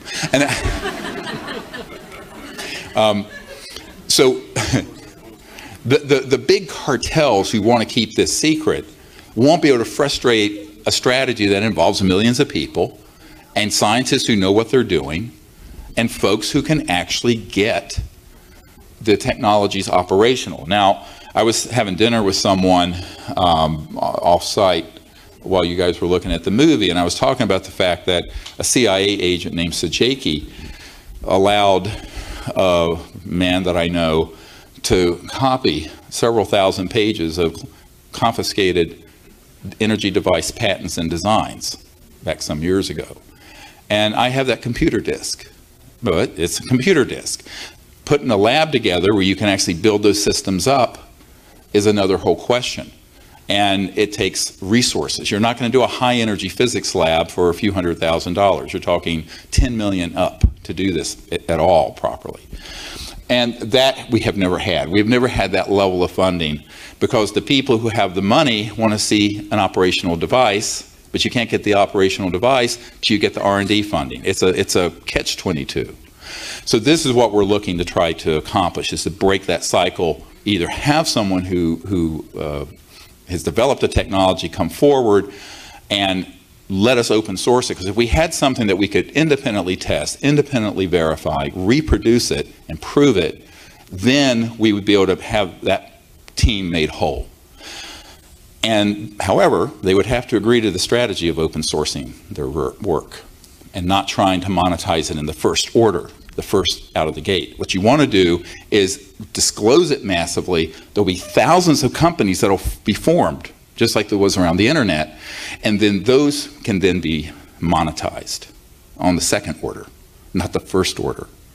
I know it's a complex answer to your question, but the strategy is actually very well thought through, and any other strategy will fail. It absolutely will fail. I'll give you a great example. Everybody heard of Stan Meyer's car that ran on water? What you didn't hear about was the toroidal system he had. It looked like a donut. That was a magnetically charged fluid in the center of this ring, a donut-shaped system, that was many times over unity, putting out more energy than you had to put in from the so-called zero-pointer quantum vacuum flux field. And that had a national security order on it dating back to the 80s. When my group was trying to acquire that warehouse full of intellectual property, the heirs went to the highest bidder, which was not us. We only had a few $100,000. A group came in with millions. They acquired it. It went to Michigan to an engineering group. That entire team has been assassinated as of last year. So, yes. So, because they did it, they want to keep it secret. They pulled it in, and all that work is gone. It's in the black pit of Calcutta. So, I know whereof I speak here. This is serious stuff. You know, people have been killed for a lot less than a multi-hundred trillion dollar technology that would deep six the oil industry and the public utilities of the world, and the petrodollar system. But we have to be smarter by being completely opposite. So they trade in fear and secrecy and intellectual property. What we have to do is be completely open. Say, okay, here it is. And it's going to benefit all of humanity. And once it's initially out, there'll be thousands of people who say, oh gosh, this really works, and they'll build up different prototypes, and they'll have something that'll run your computer with it, and they'll have something that'll run your house with it, and something that'll run a jet, on and on and on. Now, there's another part of this that's a serious and legitimate national security concern. And that is what I call the Z plane. You know, not the XY horizontal, but the vertical.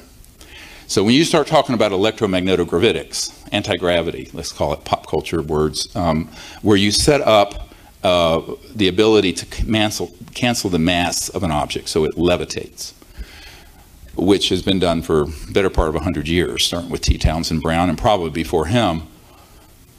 You're talking about a missile delivery system. So what I have explicitly agreed to with the colonel who's in charge of future technologies for the Air Force, which is a euphemism for technologies they already have. Remember, it's all a mind fuck, excuse me for saying. It's Orwellian language usage. And they, you know, came to me and brought up this issue. I said, yes, I understand that. Because the world is becoming more and more unstable, because it's more and more unjust, and more a disparity between the wealthy and the poor. This breeds radicalism, which is what we're seeing all over the world. And it's not going to change by staying on oil, by the way. So in the meanwhile, you have to phase this technology in. So the first phase would be stationary energy devices that are quote-unquote free energy.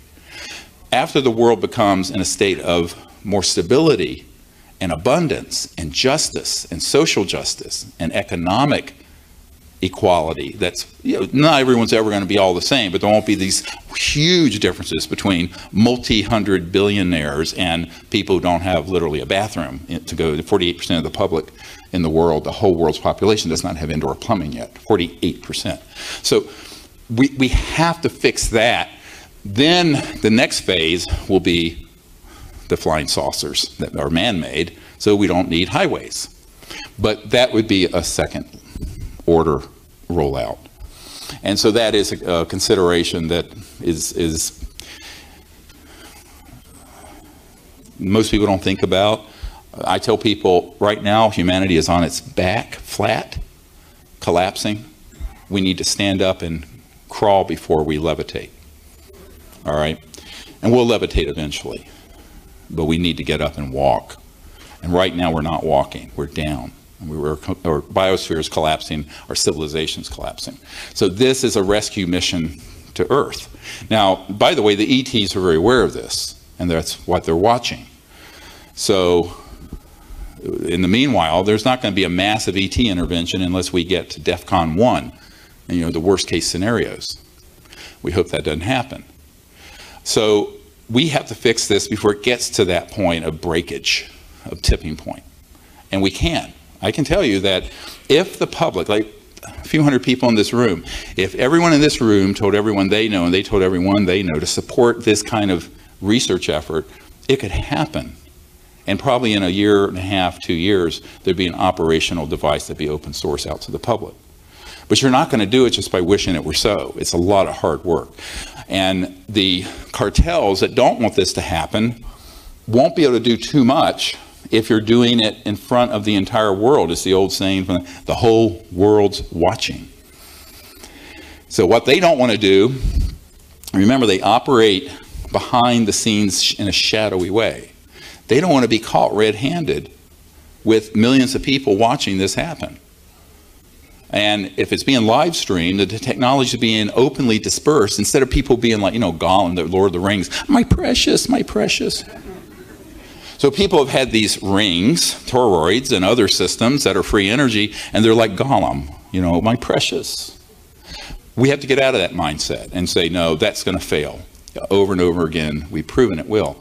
And the strategy to overcome these cartels A is to behave as if they don't exist from this one essential point. Don't do what they're doing. Do the 180-degree opposite. Because everyone tries to recapitulate those power plays. So they're being very secretive. You know, it's like the next iPhone is a bigger secret than the National Security Agency code. But for this technology, it's unique. You cannot keep it secret, and you cannot develop it in secrecy, and you cannot have it go forward with intellectual property around it. Because, as you know from the film, I mean, 5,135 patents have been seized by the Patent Office, many of them dealing with this issue. So how are you going to patent it? If you keep a trade secret, the first 1,000 devices that are sold are going to be reverse engineered by people in China and India and elsewhere. So people are spending their lives working on this in a secretive way, when if there was open source and collaboration amongst hundreds of brilliant people, you'd come to the solutions very quickly. Like GitHub, which is a software solutions company that's open source. So it's the same concept, and that's how we would defeat the cartels, is to do it very openly, let them own the night, let them play all their shadowy games, we own the light. That's what we'll do. What level of confidence do you have in the possibility of the Trump administration addressing this issue of disclosure? Well, you know, a broken watch is correct twice a day. Anything is possible, you know. What my concern is that people waste their time and effort putting hope and sitting on their hands, not doing anything, thinking someone else is going to do it for them. Big mistake. I can't do this by myself, and neither can anyone else in this room. Millions of us can. That's why we made this film. It was crowdfunded by 5,000 people. But no corporation put in any money in it. I mean, this was all 100% we, the people, did this. Now, the donations, you know, thank you, by the way, those of you who supported it. Thank you very much. And the contributions were from $5 to $111,000. So they went the whole gamut. But what I'm saying is that we can do disclosure and bring these technologies out and just ignore the government. Now, I have a home in D.C. My main home's out in the mountains, the Blue Ridge Mountains, and it's right near the White House. I can see the White House from my place. Hi. And, you know, when I need to march something through the back door, we march it through the back door. But, you know, I've been doing this since the first year of President Clinton's administration, and have dealt with high people, very high senior officials in every administration since 1993. So that's 24 years on and running TikTok. So from my perspective, and perhaps I'm a little jaundiced over this, but I really don't see the courage existing or the ability to stand up to the kind of banking, gangbankster, oil, and other special interests to actually make something like this happen. Never mind the ecclesiastical and religious authorities that don't want this out. We didn't even talk about that yet. All right? So, for example, some years ago, I had a man who was involved with, who worked at JPL, Jet Propulsion Labs for NASA. And he came up to me, he says, yes, you're quite right about those objects on Mars. They do exist, but we pixelated them out because we don't want the public to know. And I said, well, why? They're very ancient. He says, yes, they're in the millions of years old, not thousands, millions. Pyramids, obelisks, all kinds of things. And those do exist from a very long time ago. In a galaxy far, far, no, it wasn't a galaxy. So, in our solar system. And I said, but so what's the big deal? It's not a current operational UFO that is basically a free energy and anti-gravity device that's being disclosed. It's an ancient, he says, yes, but the religious authorities don't want that disclosed. I went, what? This is an engineer and a scientist at JPL. And he said, yes, he said, because if that were disclosed, it would collapse the foundations of the orthodox fundamentalist belief systems of every organized religion on earth. To which I said, well, good. It's childhood's end. You know, I mean, I'm sorry, if you believe the world is 6,000 years old and we rode dinosaurs bareback, you got a problem. But, you know, my point is, as Senator Patrick Daniel Moynihan said, everyone is entitled to their own opinion, but not their own set of facts. Okay, now we have alternative facts and fake facts and real facts. You know, it's like so Orwellian. So I think that the one bright spot with the current administration is that they're unconventional. And we have handed off to the administration a briefing, and we have points of contact in the administration and quite high up, and we'll see. Now, you know, John Podesta, who, as you all know, was chief of staff for Bill Clinton, but was the campaign chairman for Hillary Clinton, it was an open advocate of disclosure. In 2002, after we did the 2001 National Press Club, he had his own press conference and talked about this. And when he left the Obama White House, he said his greatest regret of being in government all these years was not being able to affect government disclosure on the UFO issue. I'm paraphrasing, but pretty close to what he said. And the fact is, the people who are in the Oval Office don't have the power you think they have, because power is only what you are willing to use. In other words, there's potential power and there's actual power. But if the power of the presidency, let's say, or your prime minister, is there theoretically, but they're too afraid to use it, or there are too many corrupting influences around them saying don't do it, for whatever reason, whether it be religious, technological, alleged national security, you know, which is the thing that covers, you know, every excuse can be made for that, then what you end up with is a president that will not push too hard, or if he does, perhaps he gets threatened.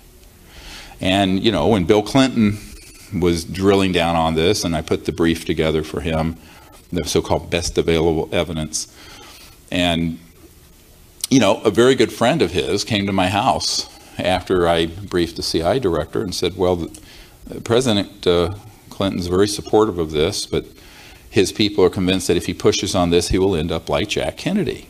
And I thought he was joking and laughed. He says, I'm not joking. So I said, well, let's have a conversation away from the children. He was at the dinner table at my home after dinner, and he explained to me that they honestly didn't think that they could protect him.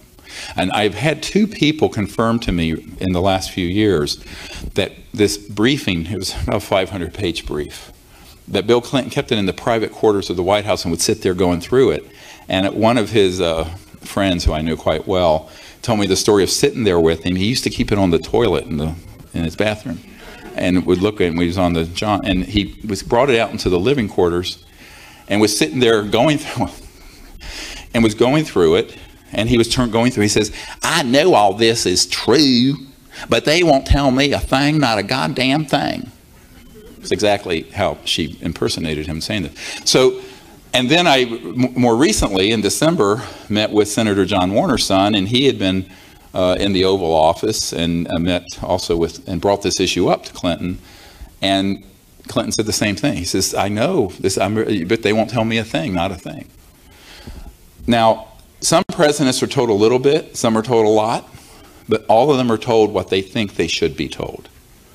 So the cabal will tell, for example, President Reagan, that yes, there are ETs, but they're a threat.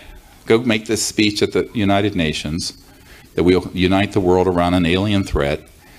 And by the way, give us a few $100 billion for Star Wars. That's the Strategic Defense Initiative. And he went, oh, okay. Because he couldn't figure out he was being played like a puppet. So all of it has to do with the courage of who that person is, what their bandwidth is. I hate to be that blunt about it.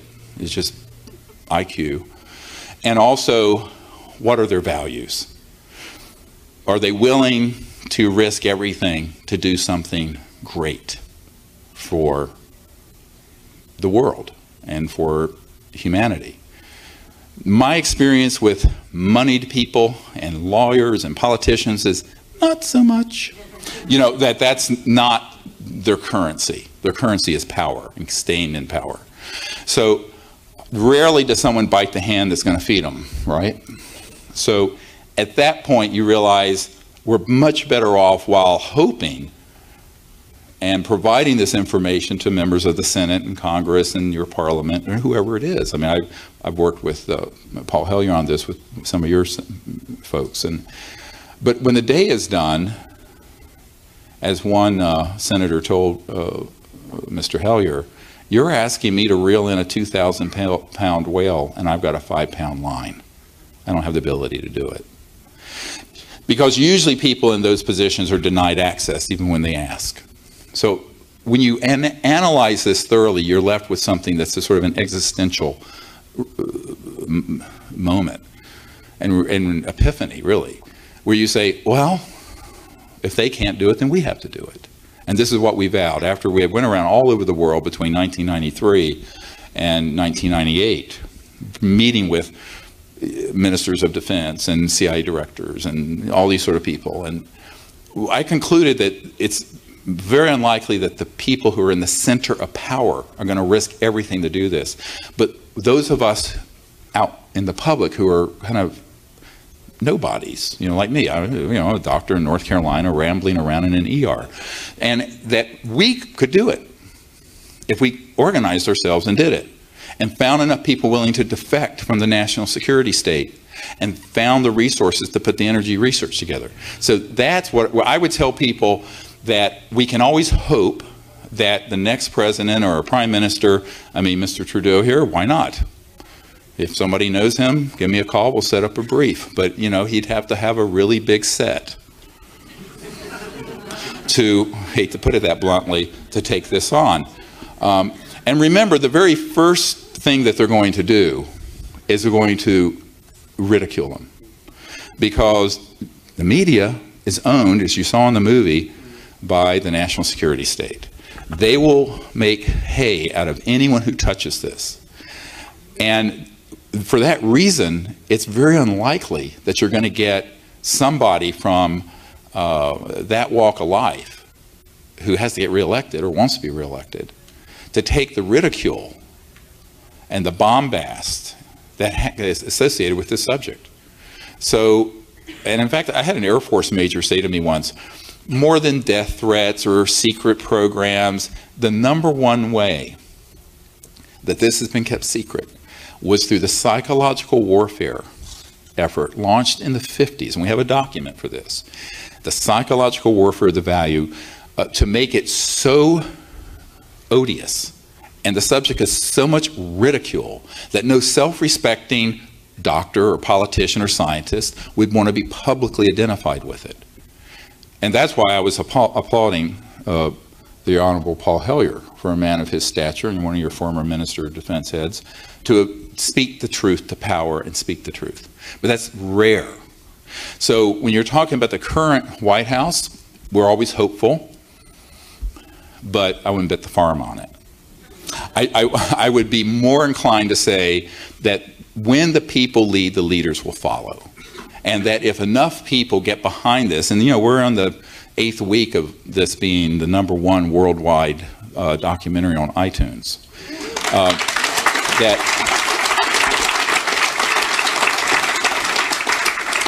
and there's something that's going to be happening in August that'll be 10 times bigger. So 100 times bigger. So two orders, yeah, I can't talk about it. I'm not, sorry. That's not my decision. That's, you know, look, no man is an island. But just stay tuned. So, no, it's not WikiLeaks. That's not enough bandwidth there. So, there's not enough people viewing them. No, we're talking something where, you know, full access, over 100 million people.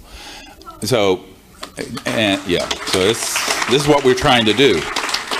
So those of you who gave your donations, this was the plan all along. So we do what we can with what we have, and I think that if people come together and decide we're going to end the secrecy, we're going to bring the truth out, and we're not going to sit on our hands waiting for, you know, the man in the White House or someone else to do it. And I think this is one of the hardest things for people to do, is to hold themselves accountable for the state of the world. You know, each of us are responsible for the current state of the world, because it's like in Nazi Germany. The ones who were overtly doing the horrible things that happened were guilty. The ones who looked the other way, they're guilty too. All right? So all of us have a responsibility to step up and do something about this. Whether we are, you know, as this old saying goes, whether you're carrying a thimbleful or a gallon measure of effort, if everyone carried what they could, this could get done. The problem is we live in a world where people live in their smartphones and in front of their computers and YouTube. What did I say? BoobTube, yeah. It turns you into a mindless boob. And so the point is that you need to be able to look at yourselves and say, I'm going to be an activist. I'm going to get up and tell people about this. And by the way, one of the reasons we created this film was so that you could show this to any skeptic. And there's enough meat in here, and there's enough dispositive evidence, testimony, documents, that hard-boiled skeptic, if they'll sit through it, will go, wow, there must be something to this. We've gotten a lot of feedback from academic people who thought this was all poppycock, who are saying, wow. And that's who it was made for. It was made for people who are reasonably open-minded but really don't know much about the subject, and to take them into the evidence, the structure of illegal secrecy and unacknowledged special access projects, and the raison d'etre, the reason for the secrecy. And that's what we tried to achieve. Okay. Could the free energy devices be turned into weapons of mass destruction, putting a potential nuclear bomb in every basement or car? Have you asked any of your contacts this? Yes, well, I sort of addressed this. The propulsion systems are easily weaponizable, and that's very classified. And that's going to be, but the ones that are just tapping into the zero-point energy field, those are not like a hydrogen bomb. And now, could you theoretically use that device to power something that was a weapon? Yes, but it wouldn't be a weapon of mass destruction. But you can take your car or your truck and run it down the Champs-Élysées and run over 100 people, or in Nice last summer, and kill 86 people. So the issue becomes another one where it's a sort of reality check. We either are going to bring these technologies out and stabilize the biosphere and also the geopolitical situation, where the disparity between poverty and wealth is growing and growing every year, and get our civilization back on track, or we're not. And the not means termination of our civilization, one way or another, either geopolitically or geophysically. So it has to happen. There's 100 years of lost evolution on this planet, what we call the lost century, the term I coined, because we've really lost a century of evolution on our planet, and that has to be corrected. And in order to correct it, it's going to take a lot of people doing it who are not vested in the status quo. And if they are vested in the status quo, they don't care anymore. Like one of my biggest supporters and people who've helped me for the last 20 years was at one point the 4th largest oil exploration company in the world. And he says, I made my money doing that, I'm done. I want to help you. So there are people who turn over to this. And by the way, if you look at this Majority Intelligence Committee, so-called MAJIC, M-A-J-I-C, that is the name of the entity that is at the top of running covert programs related to UFO matters, about 70% of them are in favor of disclosure. And when we started back in the early 90s, it was about 30%. Now you say, well, 70% are in favor. Why didn't it happen? 2 words for you: Bill Colby. So when Bill Colby was about to defect, and did defect, and was going to hand off one of these technologies to us, they found him floating down the Potomac River the week he was going to meet with my board. And so what happened was that there was a shot across the bow and say, stay in your box, don't go off the reservation. And the 30% that are hardliners don't mind eating their own. They do not mind killing their own people, and they will. And so when I was going to give up, someone asked me the personal weight of this. In '94, I was going to shut down my project 23 years ago in July. And a guy came down whose family founded the California Institute of Technology and was very involved with the NSA. And also, he was sent by someone from the science director at CIA, begging me not to give up, because they're on the side of wanting this disclosed, but they know they can't. And if they do, they're dead. And they were saying, don't give up. And I'm going, well, what the hell do you want me to do? And, you know, it's this sort of going through the looking glass weirdness that has happened in my life between the early 90s and now. But what I came to realize is that a lot of those people are actually looking to you guys. You're looking to them and they're looking to you. Power of and for the people. That's what we have to do. Yeah.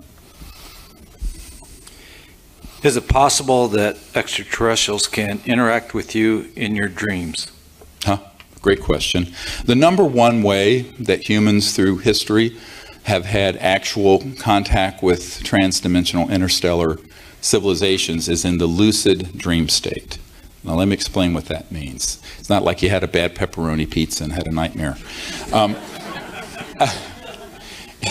It's when you're awake within the dream in a state of lucidity and you know you're in a dream, but you're actually having an experience. And I actually met my wife that way. I had 5 lucid dreams in a row, and was shown this woman that I should marry. I was 22. I said, I didn't get married.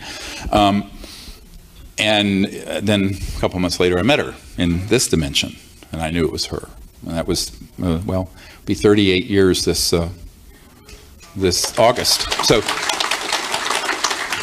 lucid dreams are very important because what they enable you to do is to get out of the intellect and the confines of space and time.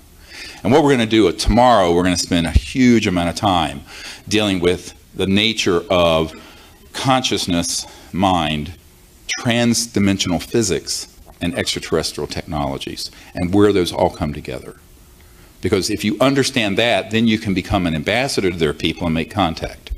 And you're going to see some amazing photos and images tomorrow. It's going to blow your mind. So, of contact we've had doing this. Now, you can say, well, that's during a meditative state where you do remote viewing and engage in these protocols. I say, yes, but you can then go to sleep that night, enter into that state, and then they will contact you. And you can have an experience in this lucid state. And I think that this has been very common. Now, why is that the case?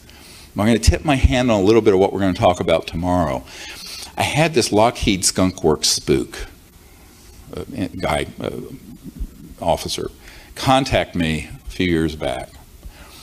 And he ostensibly called me to be one of our witnesses, one of our Disclosure Project military witnesses, corporate. I said, great. He says, but the reason I'm calling you is that it turned out years ago he had been practicing something that I was not in the tradition I practice. I use a Vedic type of meditation, Sanskrit. He was doing something Rosicrucian, and he was trying to learn how to astrally project. In other words, have his astral, the body of light, leave his physical body and fly around. And he, tried, and he never could. Finally, his teacher came to him and said, look, you're ready, you practice enough, just let go and let yourself do it. And it was sort of an affirmation. So he laid down that afternoon, began to practice this. He went out of his body, right up through his ceiling, went up in the atmosphere, and then collided into an extraterrestrial vehicle that was in a transdimensional energy field and moved it. Listen carefully. Very carefully. If you get this, you're going to understand so much that it'll connect dots. And he said, how is it that in my astral body, my dream state body, this body of light, this is just an outer manifestation of that, by the way. Consciousness is essential.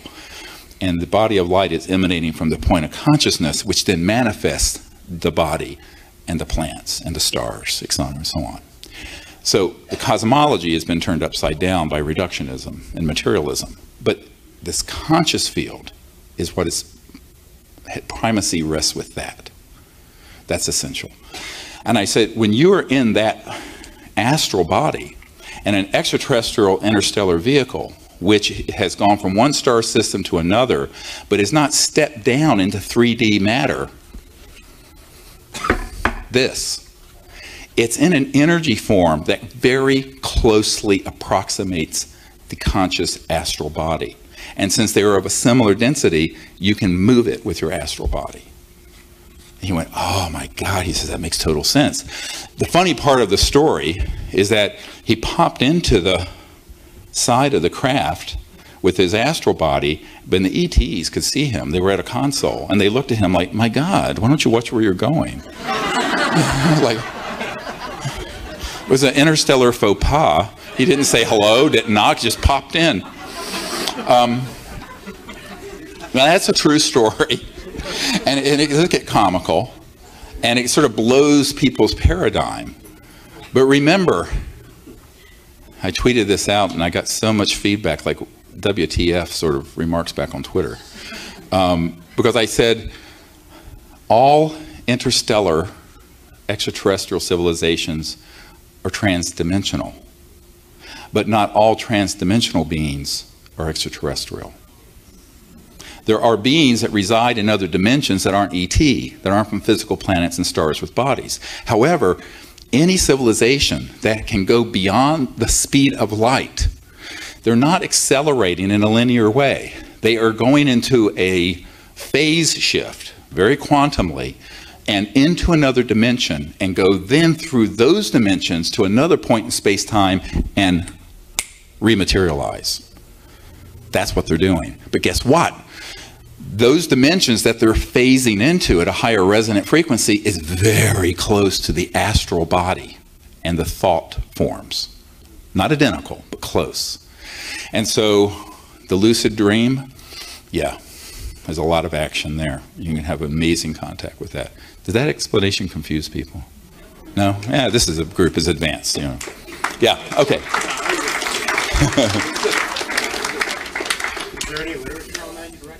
Yeah, I have 5 books. Read them. He asked, is there any literature on that? It's all explained in those. I know nobody reads anymore. Have you noticed? If it's 140 characters, you'll read it. Nobody. By the way, this movie is in a book that's a corollary to it. It's called Unacknowledged, and it actually has about 10 times more information. So, you know, you can get that on Amazon. Yes. What led you and the CSETI team to the discovery of higher consciousness meditation being a bridge for peaceful communication? And can you talk about your first successful team contact? Well, you know, that's a very long answer, which we'll get into a great deal tomorrow. But the reason I got involved in this whole issue was when I was 17, having been raised a very devout atheist, where nothing existed that you couldn't put in a test tube, I got very sick. I had an injury on I'm still missing part of the muscle on my thigh here. And being a jock teenager, I bicycled 200 miles on this injury in one day. It got inflamed, infected, and I had a breakdown of the skeletal muscle that clogged up my kidneys. I went into hepatorenal failure, and I died. So I had a near-death experience. I was 17. It was my last year of high school. And when I had that experience, because I wasn't raised, you know, with this belief of a angry God throwing lightning bolts from Mount Olympus.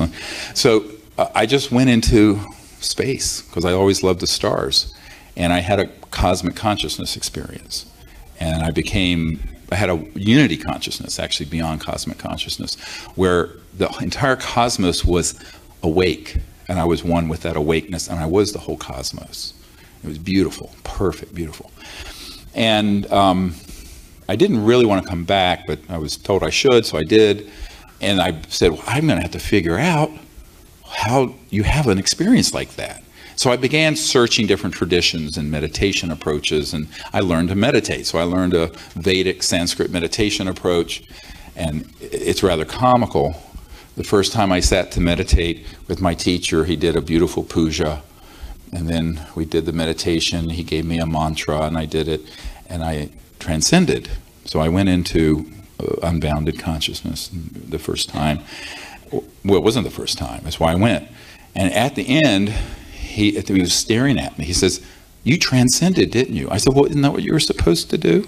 I was so naive. I didn't know you had to make a Hokushraya about it, you know, and make a big deal. So and that was on my 18th birthday, which is, wow, well, my birthday is Wednesday. So it's almost exactly, I'll be 62. So however, I was when I turned 18. So quite a long time ago, 44 years ago. And 6 months later, I was meditating up on a mountain in North Carolina, and it was beautiful fall day, crisp and cold. I was up about 5,200 feet, and I went into this, right before sunset, I saw this ET craft clearly materialize. It materialized, dematerialized. I said, "Oh, they're back," because I had had a sighting when I was a child, when I was 8 or 9. And I sat and meditated. I went right into that same state that I was in when I died. It was beautiful, beautiful state. And I must have been in that meditative state for a couple hours. When I opened my eyes, a beautiful thought that said, "Behold, what a beautiful universe God has made." And I looked up, and the whole Milky Way was going across the sky, crystal clear air. And then all my hair stood on end, like an electrostatic thing. And that's when I had hair. It was long hair. And this creature, about this tall, maybe a little taller. I'm tall, so everything seems short. But with kind of almond deer-like eyes, touched me on my right shoulder. And I'll never forget, because I looked down, and I had a ski jacket on, and it indented like that far. And I went, whoa. And with that, I dematerialized, went on a craft, and we co-created the CE5 protocols that I'll be teaching you tomorrow. So that's how all that's, you know, so that's, yeah. It happens, and that's why I'm here. So, you know, but that was like a beautiful experience. So I didn't do anything with it, but then eventually I had, in 1990, I had 3 cosmic contact experiences that happened on the full moon. I'm a Cancer, so I'm like crazy moon child. On the full moon of January, February, and March of 1990, where I was basically told to start this project. And asked to. I wasn't told to, I was asked to. And so I formalized these close encounters of the fifth kind protocols that use sound and lasers and lights and consciousness and remote viewing to do the contact. And the very first time we went out in 1991 in Belgium, we had a massive craft come right over us. And then in 92, of course, you all know about the Gulf Breeze Pensacola event that's in the film, where the guy goes, "Holy damn hot shit." I was just, you know, just teaching people this. There were 60 people there. There was colonels from the Air Force and everything.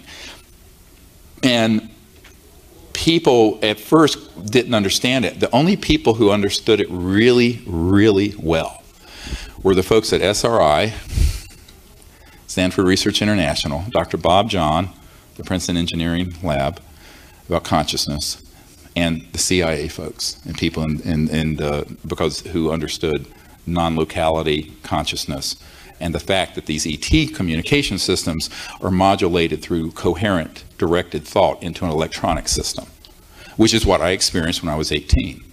So this is a mind-blowing paradigm, because everyone's still thinking very materialistically about something that is multidimensional. And so it was something that from the very first expedition, we had contact, and it worked. And I said, well, it seems like the ETs want this to happen. So, you know, I was working full-time as a doctor and raising 4 small children, but little by little, of course, it overtook. And it was because of that event in 92 that the intelligence community came knocking. Because what I was told is, after being rather nastily threatened, was that they realized that we had figured out the Rosetta Stone of interstellar communication, using consciousness, non-locality, remote viewing, and very deep states of consciousness, but where coherent thought connects to the extraterrestrial communication systems and then shows them where you are. But within an ethical paradigm of universal peace and peaceful contact.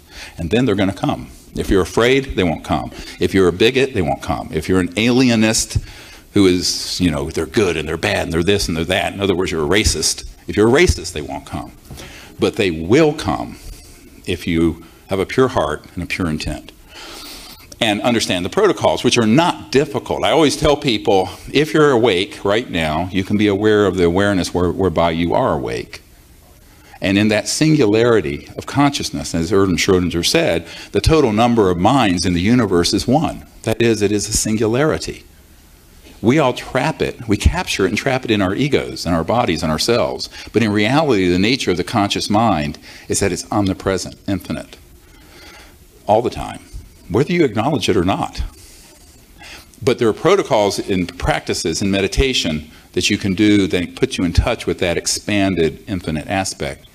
And from there, begin to operate, whether it's in the lucid dream or whether it's out under the stars with a team of Close Encounters of the Fifth Kind folks. So, yes? Well said,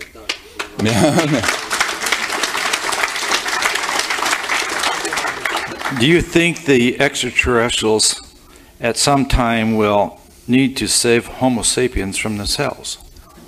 We'll have to what?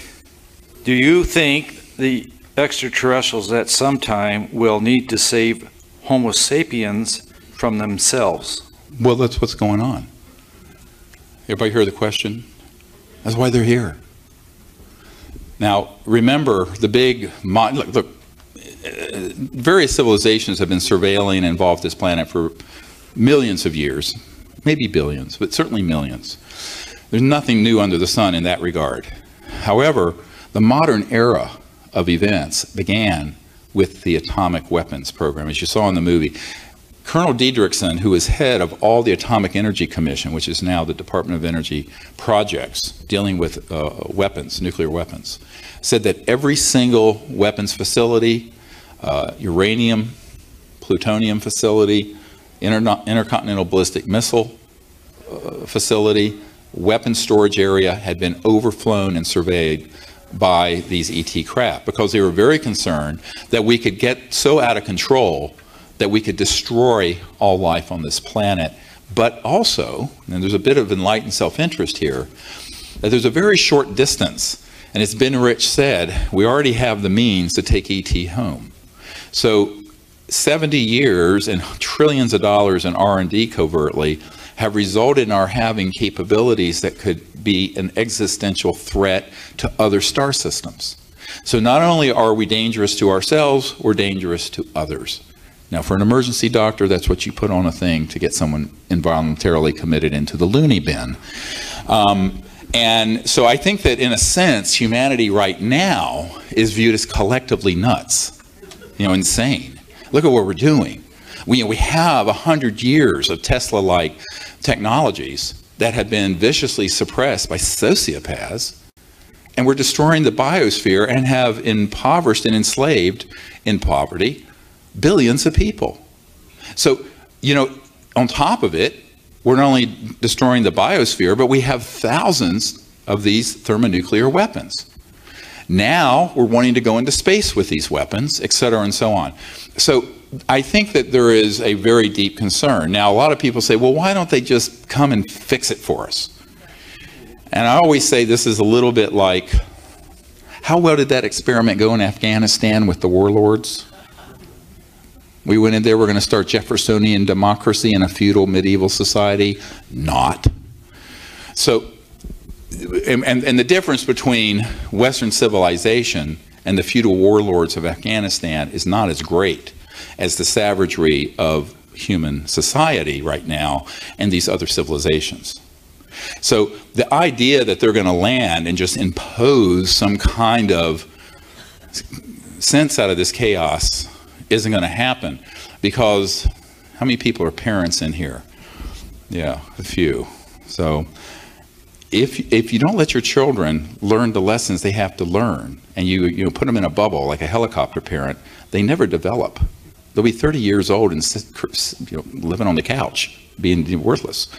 So you have to let a developing civilization, the analogy being, go through these developmental pains. Now, there's a point where there would be an intervention. Massive thermonuclear war, a biosphere collapse, a tilting of the magnetic shift in the poles where there would be massive so-called earth changes. There are certain scenarios where there would be a massive intervention to stabilize the system briefly so we could then move on. And that is a lot of why they're here, observing and watching and waiting. But the primary responsibility to fix the problem rests with us, not them. So I always caution people against what I call cosmic codependency, where they're either looking for a savior in a flying saucer or a demon. And I'm going, forget about that whole discussion. Let's look to the man in the mirror. Go look in the mirror if you want to see where the problem is. And we have created these problems, and we can fix them. And that's what they're waiting for us to do.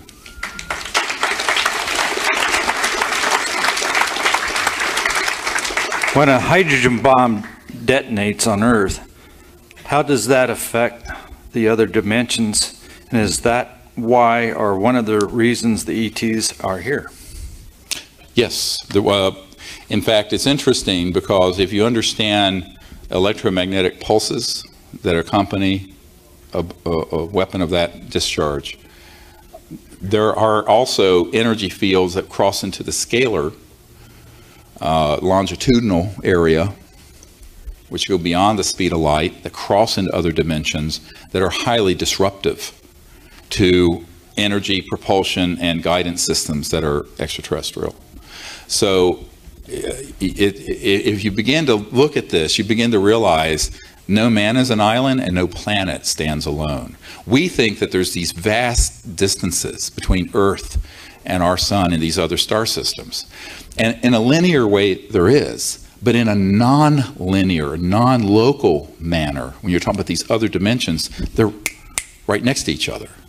So where is the separation when there is perfect integrated oneness and non-locality as the operating physics of the cosmos? This is what we're going to talk about tomorrow. So if you understand that, then you can see why a civilization that goes on a trajectory that we're on, even using these weapons, is destructive and disruptive to other civilizations and star systems, but not in a straight line way, the way you would think of a normal signal, but in a longitudinal scalar signal, which doesn't have a waveform like this, but goes at multiples of the speed of light out.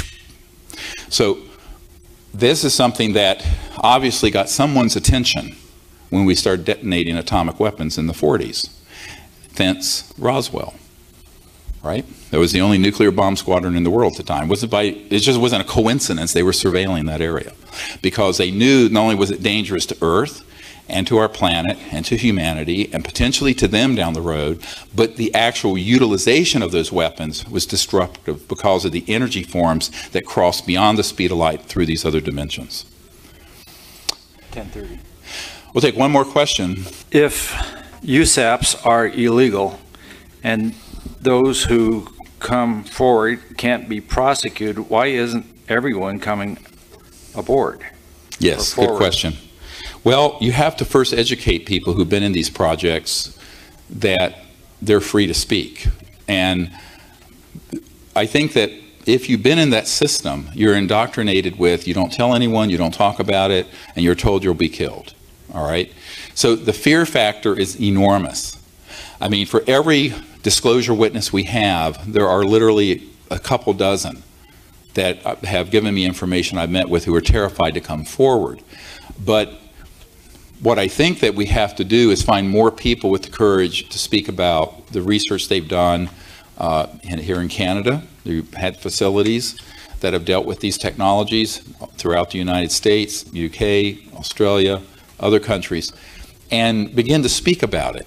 And I think that they need to do it understanding that we have established the legal basis for them to speak without penalty.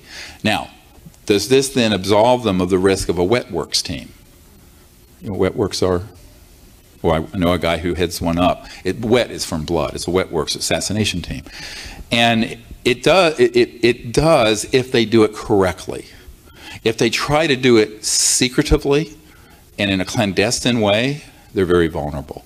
If they do it fully out there, they won't be.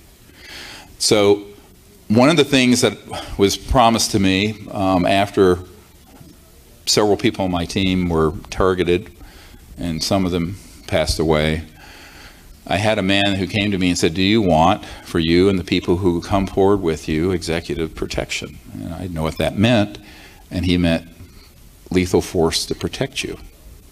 And I said, no. Initially I said no. But after some horrible things started happening, I said yes. And that's operational.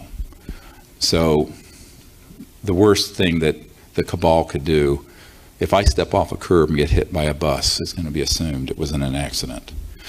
Same thing with anybody who steps forward out of the military or corporate world or intelligence community. And that is in place. And you know, it's interesting because people are so, aren't you afraid? I said, well, first of all, I don't give myself over to fear. But last year, I think we were in Palm Springs at a conference, and a woman came up to me who said, you know, my husband was on a Deep Delta Force team, and they were assigned to assassinate you not too long ago. And well, you know, I hear about this a lot, and she was telling me this, thinking I would be nonplussed, and I went, yeah. And she said, well, 10 minutes before they were going to activate the plan, they were pulled off. And I said, yes, of course. But so what I'm saying is there are some folks who do not want to see disclosure stopped, and they're tired of this nonsense. And I think that the specter in people's mind of fear is, you know, as they say, fear is the mind killer. Fear stops you from doing the things that you know is the right thing to do. So we have to, if any of you know folks like that, you need to explain to them that none of the people who have worked openly, name, rank, and serial number with us on this, and since 1997, no one on my team has been threatened or has been harmed. Now, you can't predict the future purely on the past, but here I stand. So I think that what we have to have the wisdom to do is to explain this to people and say, we need you to come forward, the world needs you to come forward, and if somebody has a technology or documents pertaining thereto, they need to come forward with those, because all of those projects are being run illegally and they cannot be prosecuted, not like a Snowden affair, where Snowden was disclosing things that were being overseen by the president and the Congress, no matter how ill-advised those programs may be and however Orwellian. But those were legal top secret programs. I'm talking about illegal, unacknowledged special access projects. And those projects we can disclose without penalty of any legal system. And we put a system in place that we're also not subject to the kind of problems we had in the 90s, where we did have loss of life, like CIA Director Colby. So I think that is what we're, you know, wanting to convey to people and get more and more and more of these folks to come forward. Because if let's say, what if suddenly that word, if all of you became ambassadors reaching out to those sort of people, and 1,000 more Disclosure Project witnesses came out, name, rank, and serial number, documents, their DD-214, whatever it is, the equivalent in Canada, you know what? Couldn't stop it. So we need to pick up the pace on that, but it has to be something where people understand that they have clearance to do so. And one last thing before we leave. Some years ago, I took the late astronaut Edgar Mitchell with me to a briefing. I was doing a stand-up briefing at the Pentagon for the head of intelligence for the Joint Chiefs of Staff, Admiral Tom Wilson. And prior to going to that meeting, I had provided him with an NRO document that's in the movie and in the book Unacknowledged that had the project code names and code numbers as of the 1990s. And this meeting was in the spring of 1997. It was right after we did the congressional briefings in Washington. that were private briefings. They weren't public. This was still when it was Project Starlight. You know, it was still very on the down low. So when I went to this meeting, I took Edgar Mitchell with me because he was just learning about these things. And I was helping mentor him and share what I knew with him, like I did with Paul Hellyer and others. And we get to this meeting, and I find out that this admiral, who is the head of intelligence for the Joint Chiefs of Staff, J2, had found one of these compartments, recognized it, that was in this document, called them up and said, I want to be read into it, or briefed. And he was told, sir, you don't have a need to know. And he says, God damn it, I'm the head of intelligence for the Joint Chiefs of Staff. How can I not have a need to know? And they said, sir, we cannot discuss this with you. Click, hung up on the admiral. So by the time I got, this happened all before, because I sent a brief ahead of my, a dossier ahead of my physical entry. And when I got there, the anger and the fear in this admiral's energy field was palpable. And so I did the brief. It was supposed to be a 45-minute stand-up briefing. It went on for 2 or 3 hours. The only reason it ended is Edgar Mitchell had to go to New York to be on a TV show. And at the end of it, I asked the admiral for his help. And he said to me, he said, these people are denying me access to these projects. And as far as I'm concerned, anyone that you have who has information on these operations, documents, they have a green light to disclose all of it, because that is a criminal enterprise. So when people say, did any official ever greenlight the Disclosure Project? I said, you better believe it did. The head of intelligence for the Joint Chiefs of Staff of the United States Pentagon. Yeah, that's true. Yeah. I said, okay, that's what we'll do. The other thing he said, very interesting, I said, will you help us? He says, how can I help you? He says, who else has had this happen to them? I said, well, I'm going to brief the president and the CIA director and the Secretary of Defense, Cohen, and sent the senators on the Senate Intelligence Committee, some of them. And he says, were they all denied access? I said, yes, all of them. He says, well, then what the hell am I going to do? He says, I've learned that the best thing I know about is a B-2 stealth bomber. And these covert programs have man-made UFOs that can do circles around it. He said it, you know, it's point, set, match. So, and he said, moreover, I can't take an action against such an entity without authorization from the civilian leadership, or then I'm going rogue. And the Secretary of Defense and the President wouldn't authorize it. So there you are, checkmate. So it all fell back in our laps. And so now it's in yours and mine. So, I think this is how you have to it's funny, I got contacted by a big Hollywood movie producer who I won't mention, who wants to do a full-length feature film about all this. And I said, I don't think you can do this in one film. There's so many bizarre stories, and all of it true and all of it documented. But when the day is done, what we have to realize is that all of us on this planet now who are living and breathing during this great civilizational transition are responsible for creating universal peace, a new civilization based on justice, abundance, and free energy, to disclose this information, and then for our children's children, leave them a civilization that is in a state of enlightenment and peace for hundreds of thousands of years. That's why we're here. Thank you very much. I'll see you tomorrow.